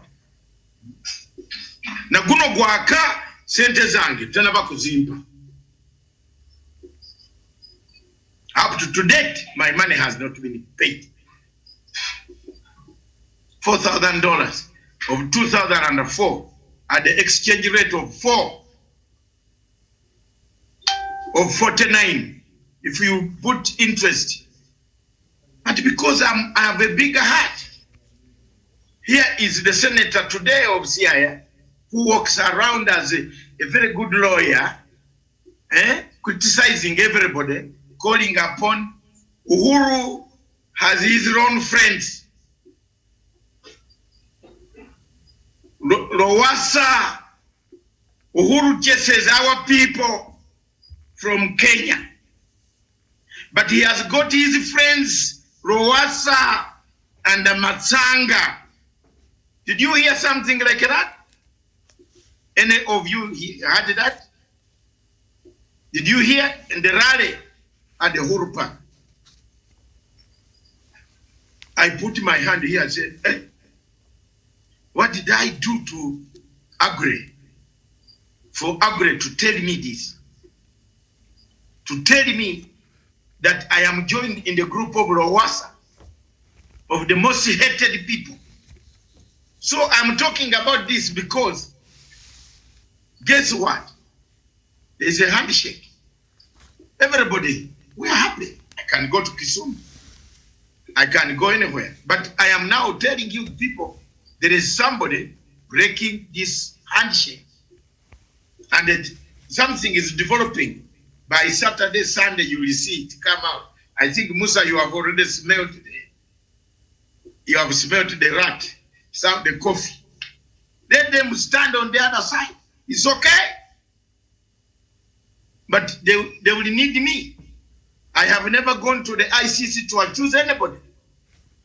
Fatu Bensouda and Matsanga, we don't work together. On one train, it could burst. Even in one plane, it could land down in the sea. And that is the politics of this country. Karanja, you have been on the social media, you have seen what are people writing. Yeah, exactly. They are proposing whether Uhuru should be the prime minister. No. Who should be the prime minister between Ruto and Raila? It is also could be a ploy to create confusion amongst the two leaders who did the handshake. Because the statement of not blaming the hustlers has even shocked us, shocked people who love Uhuru Kenyatta. Why do we hide? But we are not bothered. They have been there before and we have defeated them. They can come again. Believe me or not, they will defeat them. The Kenyans have seen the light. So there is that thing going on, and if you are not careful, it will break the BBI, and we shall come back to the streets. You know, we have now forgotten that the BBI was created to remove a bad electoral commission. Nobody is talking about the electoral commission. It's on this television station. Who else? You show me one TV station that has talked about the electoral commission. Nobody. None. So thank you very much. That is one of the things I wanted to bring to your attention. There is something that is happening. The alliance between Muhisa Kitui, Kibwana, Orengo is in a nothing. But can I tell you the secret? The secret is George Soros' money. Can I go further? So that Miriam and others understand. George Soros, Muhisa Kitui, and the wife of Kitui work for George Soros. The wife has been on George Soros' pay list for almost 40 years. You hear me? Kibwana Kivuva. Is it called Kivuva? What is the name? Kivuva for what? Kibwana. Yes. Me, when someone hates someone, I don't know how to pronounce the name. Kivuva Kivana. Or the Kivana. Same guy was leading the Leader Katiba initiative with the likes of Boniface Mwangi. And then I want to tell you, let's go slowly. Analyze this group that is emerging, which is persuading the Prime Minister that we have more resources this way than that way. Kivuva Kibwana is NGO, is George Soros. When I went with Kivuva Kibwana to the ICC court, he called me outside when we were having tea. He said, why do you represent these people? And he was the presidential advisor on constitutional matters under Kibaki. I looked at Kivuva Kibwana. I did not know that Kibwana was connected to Waki. Justice Waki, who wrote the list that took Uhuru Kenyatta and Ruto to Guyana. They were going to go. I did not know at that time. I still have that memory. Now I know. Okay? Those are two people. Have I shown you where the connection is coming? The link on the side of this one new group that has arrived, Muhiza Kitui, the wife of Muhiza Kitui is purely NGO. And that NGO they have in Stockholm is best. It does get funding from George Soros. So you can guess why the link of the two is coming from. Link number 3 is Agre. Agre, the wife, is 150% NGO. You know very well, she did not want even Uhuru to be released from prison, from ICC.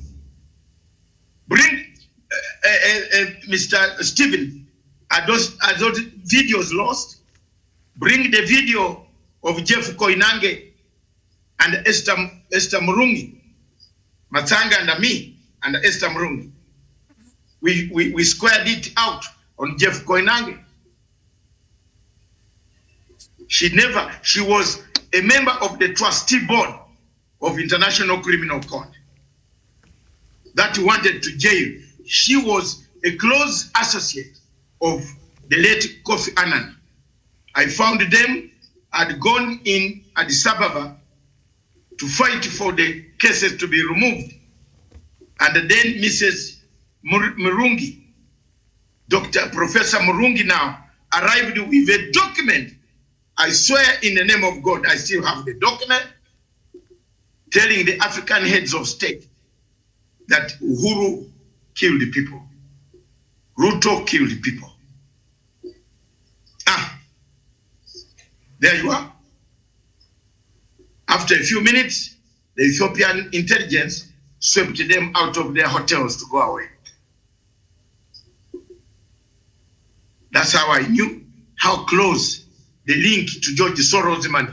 So there is the money element of conducting the 2022 elections. Where does it come from? Usually, you in Kenya, you know who wants the money more.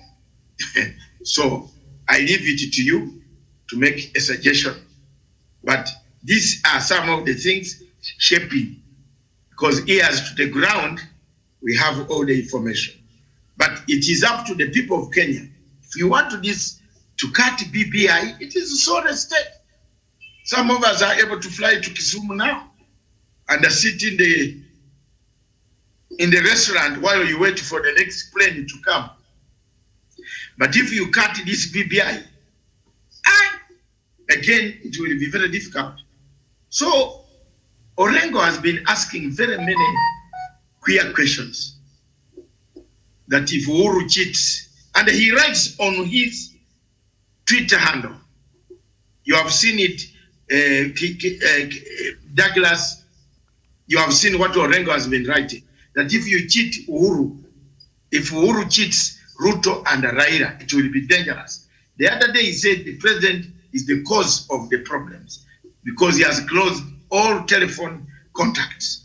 You know, all this has been building up to the extent that some people want to take a motion through him to table a motion of no confidence, of impeachment. You know, it is only the Senate that can impeach the president. Did you know that? I'm now saying some things that I should not be saying, but you better know them. There you are. So we are watching. We are watching. So for me, I don't need that money today. I need peace. It is very sorry for someone who has also lived in a foreign land to antagonize one who might be able to hold and whose children might also live there. So, apart from that, as I leave to go for my meetings, I want to say the COVID-19 is a menace not only to Kenya, is a menace to all countries. And Tanzania now is reeling heavily, badly. Where I and Miriam, we are singing this thing about Tanzania. Whenever we could read these figures and find Tanzania was missing no report, we said one day they will do what? They will cry. There are so many people crying from Tanzania, calling, saying, do you know how many planes are leaving Wilson carrying all the heavy VIPs from Tanzania to here, to the hospital? Go to the hospital and see. Go to the hospital, Miriam. You will not believe it. Our hospitals are now full of Tanzanians, VIPs. That thing is real. Go to Wilson Airport. You need to have 2 or 3 people who are working there. They will tell you they have brought Minister X, commissioner of this province. The hospitals here, despite the fact that they are full up, we still have room for other people to be brought in. But the AIDS pandemic is eating everybody everywhere in Africa. And I hope a medicine will be found, and that is it. So that's my take of my discussion about the topics. That the rest of the topics will come out on Sunday. And I believe I can now listen to the others. If there is Kirimi, if you have a comment, Musa, if you have a comment, Miriam can give you permission in that order and we make our comments. But that is the role of some of the people, and I am happy That is so far 12, is it 12 counties? 11. 11. Nyeri is going to vote. I don't know who else are voting. The BBI will pass it through. Meru is going to vote. Yes, they will pass it through. It will go. Meru will vote on Tuesday. Okay. Yes, it will pass. But remember, the people who brought the word to redemption, we are here. We are now being told so many things. So that's okay. That's okay.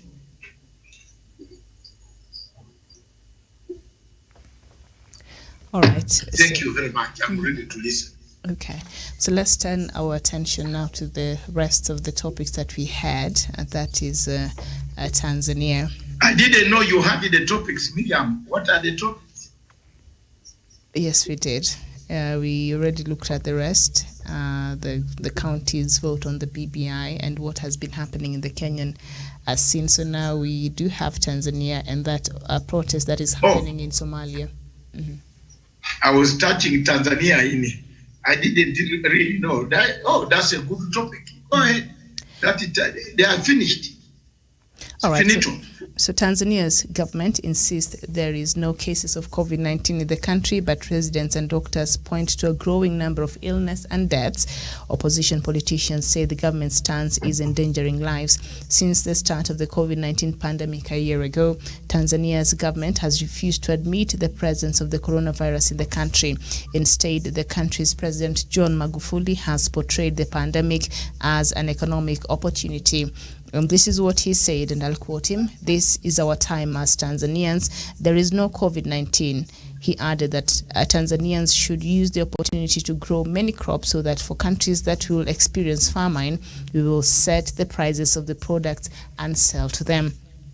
Now, the government has not released any figures on coronavirus cases or deaths, making it impossible to gauge the true extent of the virus in Tanzania. But a few weeks ago, the U.S. Embassy in Tanzania warned that COVID-19 cases have risen considerably in the country since January. Meanwhile, Tanzanian opposition or politicians such as James Mbatia, the chairman of the National Convention of Construction and Reform, are criticizing the government's position on COVID-19, and Tanzania's health ministry has taunted the use of traditional medicine in the fight against COVID-19 and other diseases. The ministry also backs the president's recent dismissal of COVID-19 vaccines. And as we speak yesterday, one of the items we had, not even one of the items we had, we know that the vice president of the semi-autonomous island of Zanzibar was buried yesterday in Pemba Island, Saif Sharif Hamad, who died from COVID-19 on Wednesday, and we've seen other top officials there die from COVID-19. Of course, the government says, they've been suffering from, breathing illnesses and pneumonia. So Tanzania's COVID cases are rising, then it is becoming a concern. I'll start with you, Douglas. Thank you, Miriam. And it is very sad that at this point, the people in Tanzania continue dying because a dictator is in power, and also he has continued defranchising the people of Tanzania health-wise. He lied to them so that he can sneak a second power uninterrupted, so that he can rig elections in the middle of coronavirus. We have seen all the people that participated in that election, from Mkapa to the first vice president of Zanzibar. May God rest their souls in peace, and also the chief secretary in Tanzania. This is a man that has continued concealing the deaths of ordinary people in Tanzania as if their lives don't matter. It is only a time, if he had a way of hiding Mkapa's death and also hiding Vice President Shaifa death, he would have hidden it. This is a man who has continued degrading the lives of ordinary Tanzanians, the poor masses in Tanzania, the people that cannot afford the publicity and also media coverage that the bigger politicians and also business people afford in Tanzania. Miriam, it is very disgusting. It is very out of touch, and it is very saddening to see our president so that he can sneak a second term in his administration, in his regime that has continued cramping on on media freedom. He has been telling media people, if you continue reporting coronavirus cases, we are going to revoke your licenses. And after that, this man has continued now urging the media, the newspapers, and everyone, when you talk, please talk about coronavirus in Tanzania. We are dying in Tanzania. The people are being finished by this coronavirus. But at the end of the day, this is a man who has continued, Miriam, to kill the people of Tanzania using different means. And at the end of the day, these means were, one, denying that there is coronavirus in Tanzania, denying these people vaccines, and denying these people treatment for coronavirus. And also in Tanzania, you could not stifle their voices. Nobody could speak of coronavirus. People were dying of coronavirus in Tanzania. And this is the man that has put the lives of Tanzanians at risk. I hope someone will sue him with humanity, Miriam, because this is a man that... Okay, we apologize for that. Kirimi, bit of a technical hitch there. Musa Abdi, should President Pombe Magufuli be held accountable for the loss of lives in Tanzania, because he has refused to acknowledge that this is a problem, even as we see people losing their lives there in Tanzania. And as Douglas there was saying, even until today, any media house that dares to report about COVID-19 in Tanzania, you know, you risk being closed down, and also you risk going to jail, because a law was passed last year where nobody is allowed to talk about COVID-19 in the country. So this level of carelessness, this level of, I think, selfishness on the part of President Pombe Magufuli, I just do not understand, because initially we thought he was using it as a political gimmick because he was facing re-election. But even after that, why can't he now just come out and say, you know, this is a problem and we should address it? Should he be held accountable for the loss of the lives of the people there in Tanzania? Jeevan. Yeah, thank you, Miriam, for that question. And it's quite sad that our neighbors are suffering when their president has been in denial that there's no COVID in Tanzania.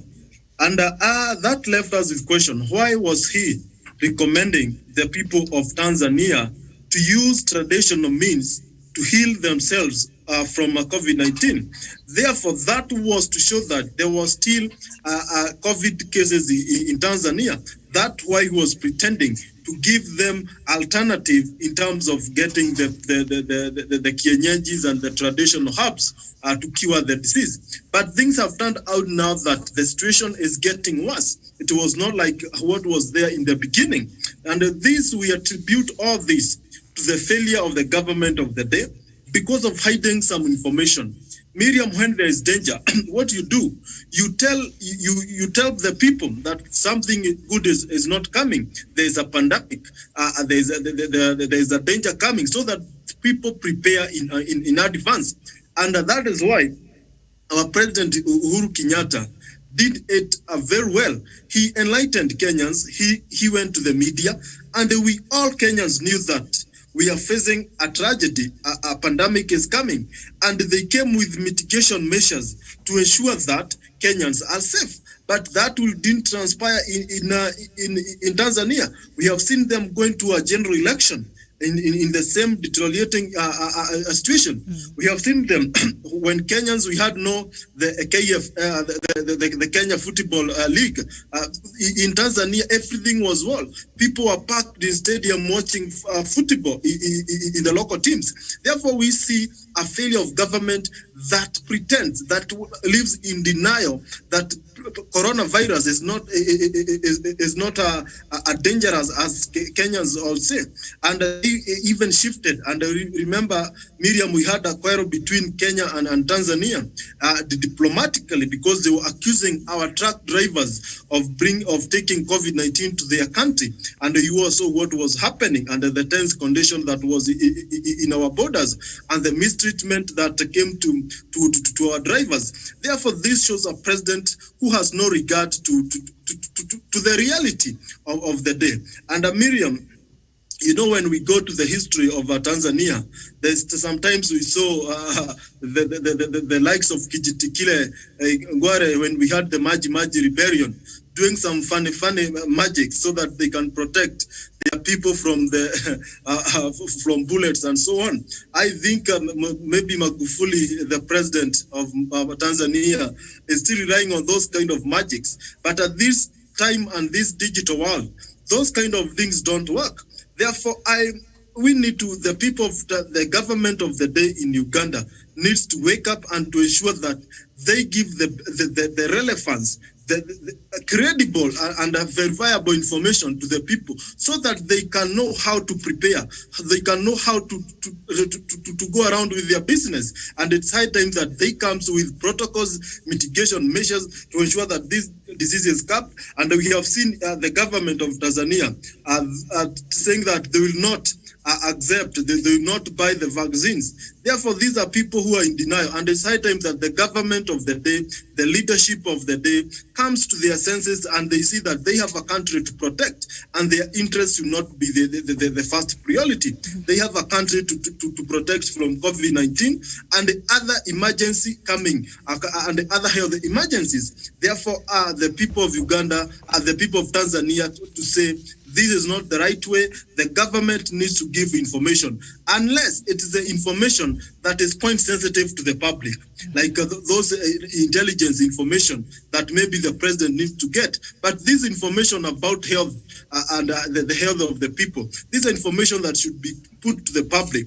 Therefore, the government has denied the people a basic right for the right information. And maybe, Miriam, what they are giving is not the right figures, because the report that we are getting from Tanzania is that people are falling, things are not well, but the government is still denying. It is high time that they accept there is a problem so that they can solve the issue. Because when you are in denial, Miriam, you cannot solve some things. Nobody will come for your rescue. It is high time that make it known to the public, they make it known to the world that they are suffering. Maybe somebody somewhere will come and rescue them. But all said and done, we wish them well, but they need to care and to be serious with COVID-19 because, Miriam, we have seen new traits of COVID-19 emerging. Now, if they come and they mix the traits in Tanzania, then you'll see it will be a catastrophe. And we don't want to see our people in Tanzania suffering. They should emulate what Kenya did. And that is why President Uhuru has come out as a leader, even in the global map, because of how he has handled the situation of COVID in this country. They should learn 1 or 2, 3 things from our country. Thank you. Thank you so much. And I don't think President Pombe Magufuli is interested in learning anything from this country. President Uhuru Kenyatta went ahead to issue some orders so that the borders, the entry of human traffic could be controlled. You saw what he did. He banned our planes from going there, and he did other unorthodox things. And what President Uhuru Kenyatta was doing was what world leaders were doing all over in a bid to protect their people there. So I'm not quite sure. I think he's quite an egocentric person, and I think to some very large extent very selfish there. And he's a scientist, and that is the irony of it all. So he should have a better understanding of something like a pandemic, because he's a man who's gone to school pretty well. But that is not the case. And so, Musa, should President Magufuli be held accountable to the people who have died there from COVID-19 in Tanzania and the ones who are suffering right now? Thank you so much, Miriam. First of all, Tanzania is a good nation. They are, in terms of, the levels of corruption, governance, and, the kind of leaders of integrity Tanzania have produced over the years. Tanzania, they have not been maybe blessed with the economy. They have not been blessed with, trade and money, but they are blessed with leaders. We've had good leaders coming from that side of the land. We've had Mwalimu Julius Nyerere, Mzee Ali Hassan Mwinyi, Benjamin Mkapa, and the very best we've never forgotten, Jakaya Mrisho Kikwete. I think these are some of the situations which showed how unprepared, African countries were. And you've seen the same situation in Burundi, President Pierre Nkurunziza, people were saying that he died possibly from COVID-19. There were some medical reports, they were trying to seal it. But we saw his wife passed away was here in for Nairobi. treatment, so there's no way he did not have it. That was his wife, so he died from COVID-19. Yes. Yeah. So his wife died from COVID-19. We know the situation which happened in Cameroon. The vice president of Burkina Faso also passing away from the COVID-19. All this has been showing, you've heard of the desperate move by the government of Madagascar, coming up with the herbal medicine. So actually with our structural issues in the continent, even the African Union, they were unprepared on this. Actually, one of the countries, even though he's a dictator, he has really tried, he took the lessons from the Ebola outbreak. Uganda has really tried in terms of, curbing this pandemic a bit. We can give them a bit of, plus on that. But coming to John Pombe Magufuli, he had issues with foreign countries. This is a kind of an individual. When you took the individual system of analysis, this is a very, let me say, militant-minded leader who believes that, if you are not doing something, then there is no, better way to take you out. The better way to take you out for him is by firing. At some extent, I will also blame on the election and the fact President John Pombe Magufuli decided, to take advantage of not closing the country. You can't compare, Kenyan economy with Tanzania. Tanzania is a very fragile economy, Miriam. It has been a socialist economy in 1990s and even early 2000. It started getting diversified, in the late 2008 when Jakaya Mrisho Kikwete came in. So President Magufuli knew if he could bring, total lockdown, then that country could, plunge into high levels of inflation. It could plunge into high levels of unemployment. So we might blame. He might not be guilty in this, but he is responsible. We might not call him guilty. Come on, but he is Musa, responsible even us here in Kenya, President Uhuru Kenyatta did not make a decree of a total lockdown. He had to consider because the economy had to somehow function. Actually, even for President Uhuru Kenyatta, I know he has received a lot of critique, why are you imposing, the curfew from 7 p.m., to 4 a.m.? He has received critique, but for President Uhuru Kenyatta, we had one upper hand as this country. Our health system, onset from the time of Daniel Toroitich arap Moi and when Kibaki came, our health system have been very strong. We've been good with foreign countries and NGOs. We know how United States of America and aid, USAID has really strengthened, this health structure. We also know our own. We have one of the most competent doctors and nurses in Eastern Central Africa. We know even how our nurses have been going to Namibia, in terms of brain drainage, you understand that? Kenyatta National Hospital is like the headquarters for, health center in Eastern Central Africa. And leave alone the Mvumbuli of Tanzania and Mama Grace or Referral Hospital for Uganda. All these, we were really prepared in a way that even the way we disseminated communication and information really proved efficient for us. That was the difference between Kenya and Uganda, Kenya and Tanzania. For Kenyans, the flow of information is undoubtedly very high, Miriam. And when we saw, COVID-19, we made some mistakes here and there, allowing that airplane to land into the country. I know the president is not the one to blame. We blame the Kenya Aviation Authority for that, Civil Aviation Authority. They did not take extreme measures in, conducting some extreme research on that. We understand the KEMSA billionaires, but these are some of the, issues which has came later. But in terms of, scaling down the numbers of infections, scaling down the numbers of deaths, we've been efficient in terms of even leaving the roles to the county government to handle, the way the county governments have been dealing, formation of COVID-19 committees at a county level, distribution of these masks, ensuring that PPEs are available in place. Tanzania could not do that, unfortunately, Miriam, because look at the structure of the nation. This is a country which really relied on socialism a lot. This is a country which, is trying to heal from that effect of socialism into modern capitalism. Actually, it was during the time of Jakaya Kikwete and a bit of John Pombe Magufuli that Tanzania started even strengthening its foreign policy relations. The other day, they just, though it was open, not inefficient, the Tanzanian embassy in Kenya is now really working. So I would really blame on, a lot of factors, and also being considered the rift between the mainland and the Zanzibar. You remember, up to now, that politic is really hot, whereby there has been a push by the late the vice president who just passed away the other day that the mainland of Zanzibar should be independent. You know, from Tanganyika should be independent. I mean, the mainland should not have any interference with, you know, the Zanzibar island. We've had these situations here and there, but I will also blame President John Pombe Magufuli for taking an understatement over this issue. You know, he really believed that COVID-19, he took the notion that it is a Western world, you know, more of, you know, suffering from the surges and deaths and the effects.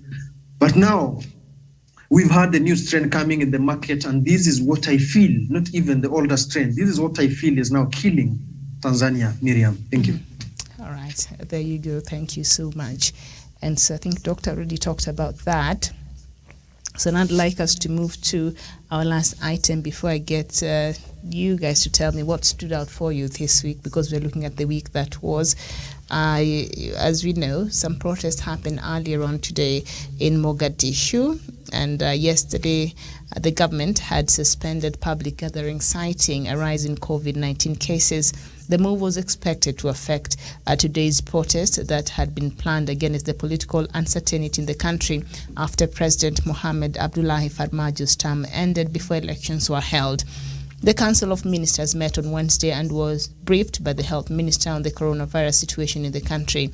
And of course, the Ministry of Health had recorded more positive cases and fatalities this month. And so movement between regions and unnecessary travel, the government said, will be limited. But as we speak, we saw, as I said there, the protest happened earlier on today, and the Somali opposition presidential candidate, of course, attended the protest that despite the ban on public gatherings over the fear of COVID-19.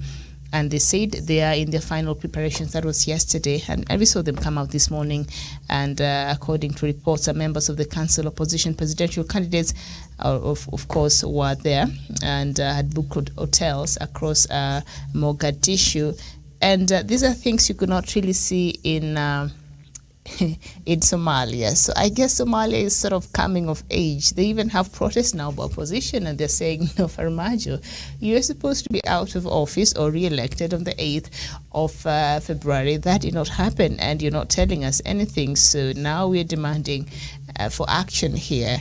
I don't know. Are we likely to see a new dawn in Somalia's politics? And does this mean that Somalia slowly is trying to regain ground in terms of its politics there? I'll start with you. Perhaps Doctor would start for us this conversation.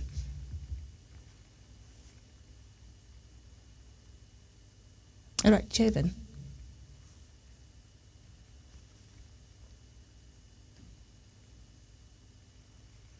Okay, Douglas. Doctor is there.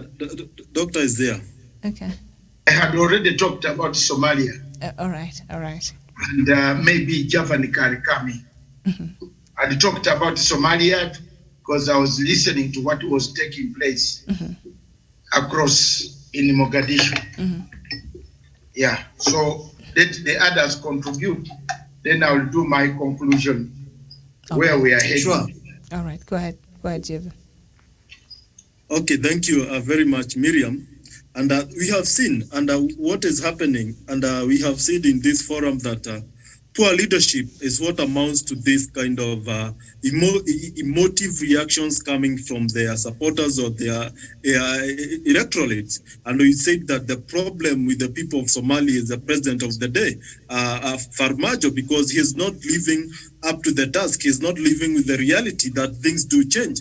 And he needs to understand that the people he's governing now, they are agitated, and they need to get a free space to do their things without interference.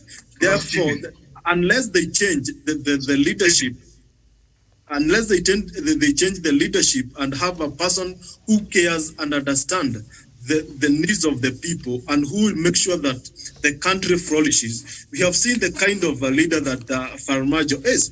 He has created he has tried to create an amenity between Kenya and Somalia in terms of diplomatic ties. He has tried really to ensure that he paints Kenya in bad faith, bearing in mind the efforts that the government of Kenya through President Uhuru and when Kibaki was there with the leader in Mogadishu, we saw what was happening. They have really tried. The government of Kenya has tried to ensure that Somali comes back to its feet, it's stable, and runs its business well. But Farmajo has come to paint Kenya as a place where militias are being trained, where armed guns are getting the training, where aircraft, we are interfering with their airspace and so on. Therefore, there's a lot of things that Farmajo has come out to point as a leader who is not capable to bring regional integration, not only the cooperation and integration in his country. We have seen him working with the likes of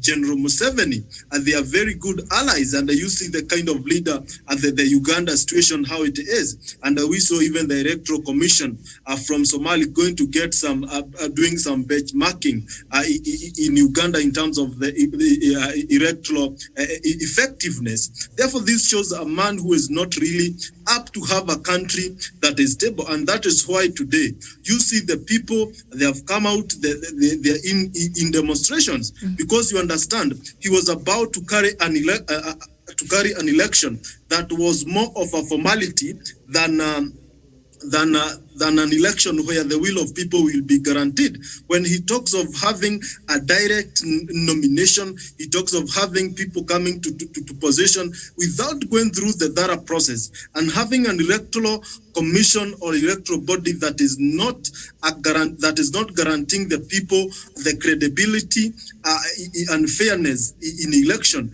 then that must bring some problems. Also, the thorn in the flesh is the fight against Al-Shabaab. He is a leader in Somalia, but his efforts are almost negligible when it comes to the fight against Al-Shabaab in the country. And it is AMISOM and other agencies that are coming to ensure that we fight this menace that is affecting the East African community. Therefore, this is a president who is not willing to ensure that Somalia stabilizes, because maybe in one way or the other, he is a beneficiary of the unstableness. He is a beneficiary of the unfairness and the social segregation in the country. In one way, because when a country goes like that, Miriam, we know how our Africans leaders are. They take advantage and they engage in corruption. They engage in forming business empires through dubious means. Therefore, it is high time, like the people of Somalia, they get a new leader so that they can be able to speak on the global and the regional matters effectively, having someone who is representing their will and representing the East African community. And finally, Miriam, we have seen how the Kenya issue with Somalia in terms of the oil fields. You see how it is. They are not trying to come with a conclusive agenda, because they can speak, the president and the president, they can sit down and have a negotiation. But you see the unwillingness and so on. Therefore, we have a problem, and it's only the people of Somalia who can solve their problem by having the right leadership. Thank you. All right, very well. And the latest I'm reading from Associated Press, some latest information coming out of Mogadishu, is that Somalia's government and opposition leaders say gunfire erupted overnight in the capital Mogadishu ahead of the protests on Friday over the delayed national election, and fresh gunfire has been heard as some people began marching. As we saw when we were looking at the clips there of people marching and during the protest there in Somalia, and all of a sudden we saw people running because some gunfires were heard. Now President Mohamed Abdullahi Mohamed Farmajo is under fire as the February 8th election date came and went without resolution of issues related to how the vote is conducted in the Horn of Africa nation. The story is long, so I will not read the rest of it. Douglas Kirimi, what do you make of this new sort of political dispensation there in Somalia? Thank you, Miriam, and also thank you for that question. I've said before, the only impediment to the progress and a better Somalia is Mohamed Farmajo Abdullahi, the nephew of Siande Barre. After his uncle fell in 1991, the country went into a civil war and the country became a pariah state. Now, that years later, Mohamed Farmajo wants to take his country to the dogs. Why is he sticking to power? He should have read the people of Somalia as a president. He would have facilitated and made sure that the people of Somalia would now hold elections and also have their democratic voices heard at the ballot. This is a man who continues to stay in office illegally, and those protests will continue in Mogadishu and other parts of Somalia, so that the federal government of Somalia, sitting at Villa Somalia, led by none other than dictator himself, Mohamed Farmajo, being helped by General Museveni in Uganda.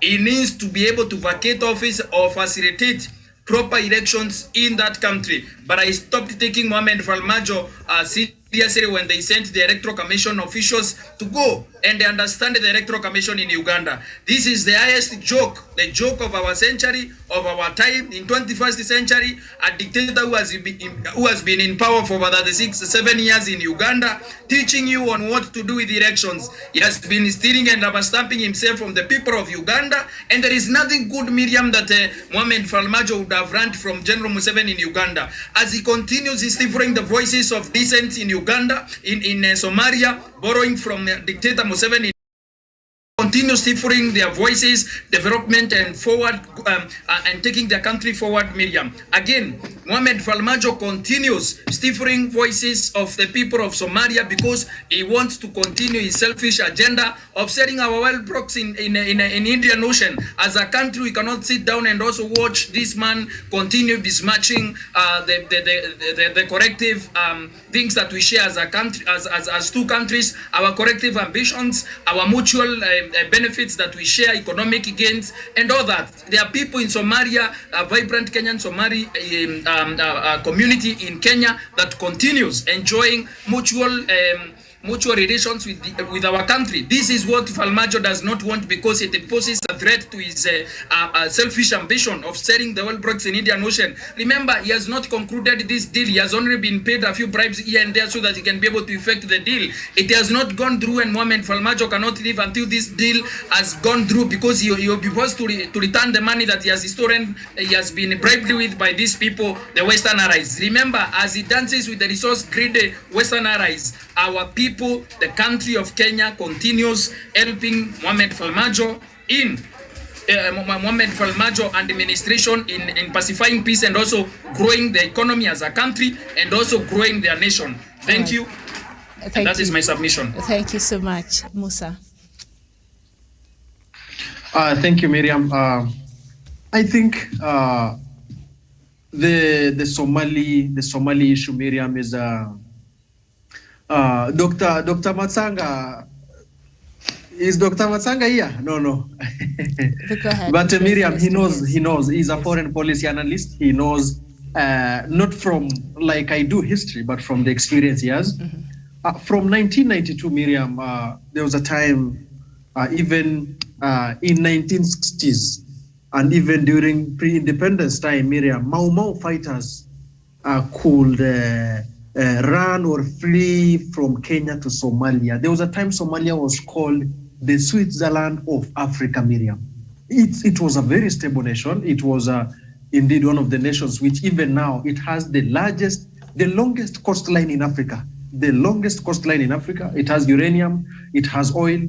We remember there was a time Somalia was the largest exporter of the banana fruit in Africa. And one of the most enterprising and busy traders in this continent are the Somali community. That is true. We really envy Somalia a lot. They are good people.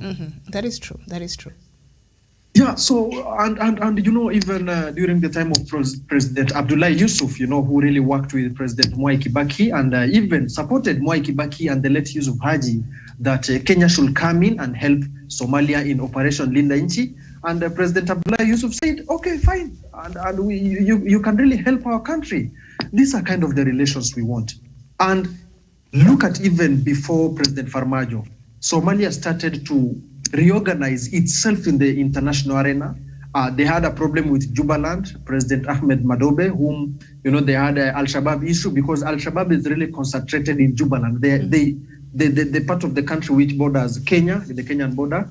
And they said we can have a consensus of eradicating, Al-Shabaab together. And they agreed. And it worked, by the way, Miriam. Up to now, even when rehatting was done into AMISOM, it really worked. Now, when a very unfortunate leader, we used to think that was a good guy, by the way. He was a good diplomat. He comes from a very politically rich community, that is President Farmajo. Mm-hmm. We really applaud his economic recovery program for Somalia, the way even there was a time he talked with President Uhuru Kenyatta that they should have, a common currency exchange in terms of Mira from Meru and, other areas. They really worked on it. And even that's the reason why the refugees coming from Somalia did not face much problems, or even the traders coming from Somalia did not face much problems. Mm-hmm. Remember, Miriam, President Uhuru Kenyatta ensured that Wajir Airport, Wajir International Airport, Mandera Airstrip, and Garissa Airport, all of them he ordered in 2014 that it should be functional, not for anything, but to ensure that the trade relations between the Somali community in Kenya and the Somali community in Somalia will be efficient. And it has really worked. I've seen that for myself. Mm-hmm. But now, when you are trading waters with political issue, Miriam, it's a problem. President Farmajo had an issue with his prime minister, and Mr. Adi, he had to fire him. So when he fired him, and the prime minister comes from Puntland, when he fired him, the problem came about because Somali politics is even more complex than Kenyan politics. Somali politics is clan-based. We are tribal-based. Mm-hmm. For them, it is clan-based. Mm-hmm. Clan. Now it is more complex. So he really forgot to establish the relation with Somaliland, one of the most stable parts of Somalia in the Horn of Africa, the Somaliland. It's an independent and autonomous state, which even the President Uhuru Kenyatta and Raila Odinga moved ahead to recognize it as a state by trying to open a consulate earlier this March. Mm-hmm. So President Farmajo is missing a point, is that for Somalia to survive, it does not depend. For Somalia to survive, it does not depend with anyone. It does not depend with Uhuru Kenyatta. It does not depend with President Abiy Ahmed of Ethiopia. It depends with him. President Abdullah Yusuf wanted to stay in power. Uhuru and Kibaki called him and told him, no, for Somalia to survive, you should go. And he went. So he should not be thinking about his power. This is a country which has been stable, coming from the carcasses of Al-Shabaab, militia intervention, illegal, piracy in the Indian Ocean.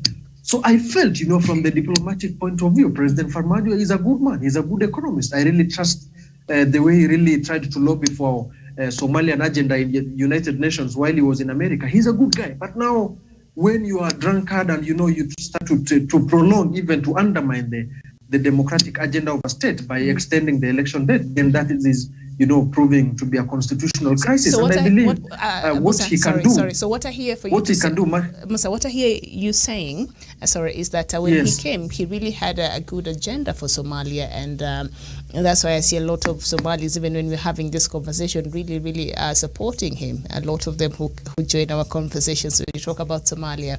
But in the course of him being the president, something changed about his leadership and his vision for Somalia. Yes. Is that what I hear you to Actually, something changed in that he started seeing the AMISOM mission to be less important. That is one of the gravest mistakes he did.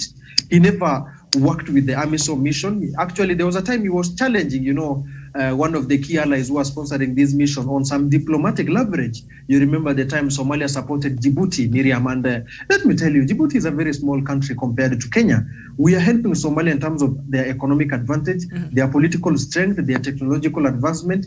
Even now, the Kenya Defense Forces under the leadership of, during the time of General Muatete, they were really helping the police department in Somalia in terms of strengthening and delivering on the justice services, in areas of Jubaland.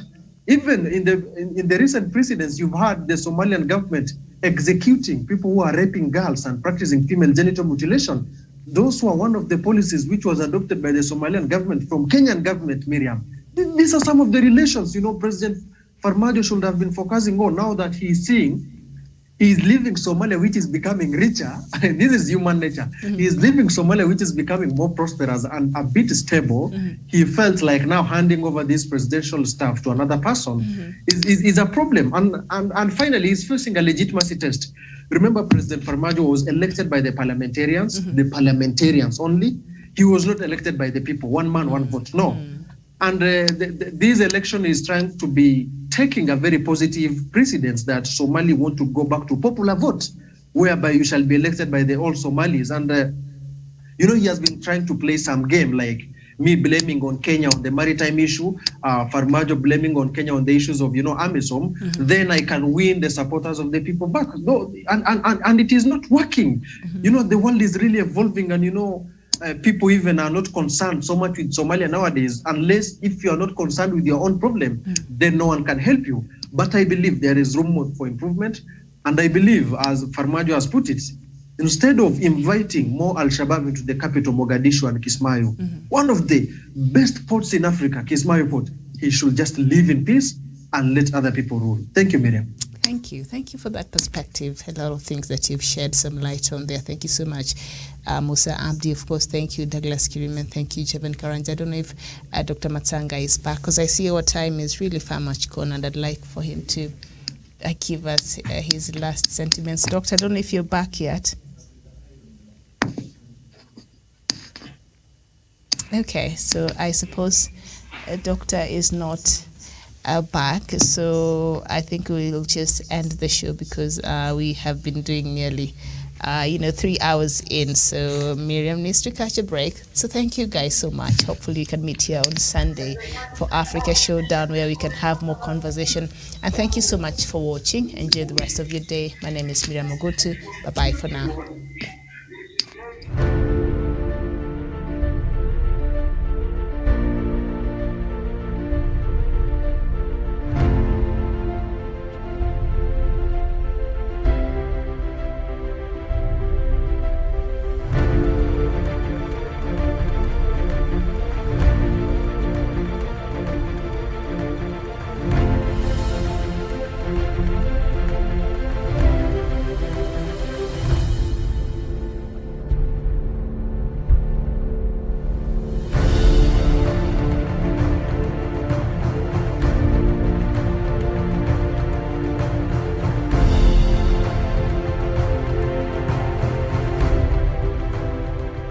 Peace must be our goal and our guide.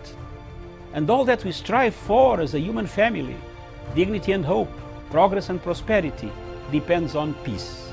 But peace depends on us.